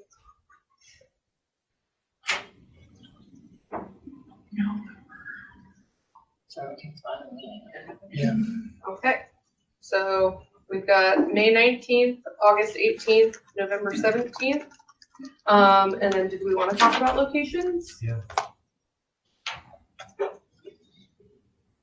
Yes, I think we want to talk about locations. So last year we made it to Palisade and Fremont. I think splitting between two parks was kind of rough because like we could have spent all day at Fremont and we could have spent all day at Palisade. One thing that we could do, and I think we've done in the past, is just had a board member volunteer to host it, and then we could, you know, then you got time to work out the details, you know, to decide specific locations. Just an idea. What about like November, going down to Raptor? Will there be enough stuff to see by then? I really hope so. I don't know that I would count on it, but we could beat a dead horse if we did. I'll just say Moab question mark. Moab would be great because we were supposed to go down. Right. That But it was one. just such a Yes. small. I mean, it ought to be well underway. It'd be cool to see it. So Moab, so November is Moab. Yes. I'll So help then- post that. I'll August. volunteer. Take time to help post November. August, do we want to go up into a mountain somewhere where it's cooler? That's what I do. One time we were gonna go to Deer Creek and do the zip line. We never made it. Blame that on Ryan. I know, right? He's not here. Brent, that's your area. Do you want to host in August? So close, but it's not my area. Oh, whose area is that? Well, maybe, I don't know, is my area bigger than my area? Or, Yeah. because that's Heber City. Am I the closest one to Heber City? I think you are. Okay, I know nothing about that or anybody there, but I would help host it. I'm not sure. Because it's by judicial district, I'd have And to the pull chamber into that. host us. It might be a Yeah, part of they would yours. help us. Lisa, Dallas. but I can't remember. Yeah, I can't remember. Yeah, I'll take it. I'm happy to help figure it out if it's mine. I mean, our park staff, can help with it too. But Heber, that's what we're thinking. Deer Creek, right? Yeah. And then for May, kind of the world's our oyster, except for travel accommodations will be rough because everyone's gonna be hitting the road. But Should be early enough before Memorial Day. we'll still see crowds, especially if we go south. Another option that's worked good locally is This Is the Place. We've done it there before, but we have some new members. Just a thought, if you want to do it close in this area. Or it's been a while since we've been on Uinta Basin. I know. too. I mean, everybody should I'll come to tours of volunteer. conference. I'll volunteer. Just no ATV rides, but would love to I host. second that. Yeah. Okay, We, so we can host in May and we can either do it at Fred Hayes or we can come into Arnold and have it at Field House. I was kind of holding off because I was hoping like in 2023 when Redfleet's done. Yeah. But if that's the option, we can host in May as well, so if no one else wants to host. Okay, all right, we're going to Vernal in May. Perfect. How are you? okay, so now we need a motion and a second. At Fred Hayes, you say we do it at Fred Accept the Hayes? calendar? Yeah. Okay. I'll make a motion to accept the meeting schedule for the next year. I'll second that. Oh, sorry, I didn't even ask for a motion yet. I was on a side conversation. Okay, we have a motion by Brent and a second by Joan. All in favor? Aye. Aye. Russ? All right, motion passed. Sorry, I was trying to figure out how to get my microphone working. I said yes. Do you agree? Okay, perfect. Okay, that's me. I will work on travel and accommodations and all of those fun things. I'm going to adjourn. Yeah, that's probably where we're at. Do we have a motion to adjourn? I just did. I'll second. Claudia and seconded by Natalie. All right. We're adjourned. Oh, all in favor? Aye. All right. Aye. Glad you're taking over. Good job, Bishop. Amber, what's your official take? You are We're gonna cue that video. Yeah, I'm pulling it Dude, up. I've never been told that, so What do I find out? On the big screen. All my, Oh, do you need the link? And at least that I have listed for you. That could be wrong, but that's what the public sees.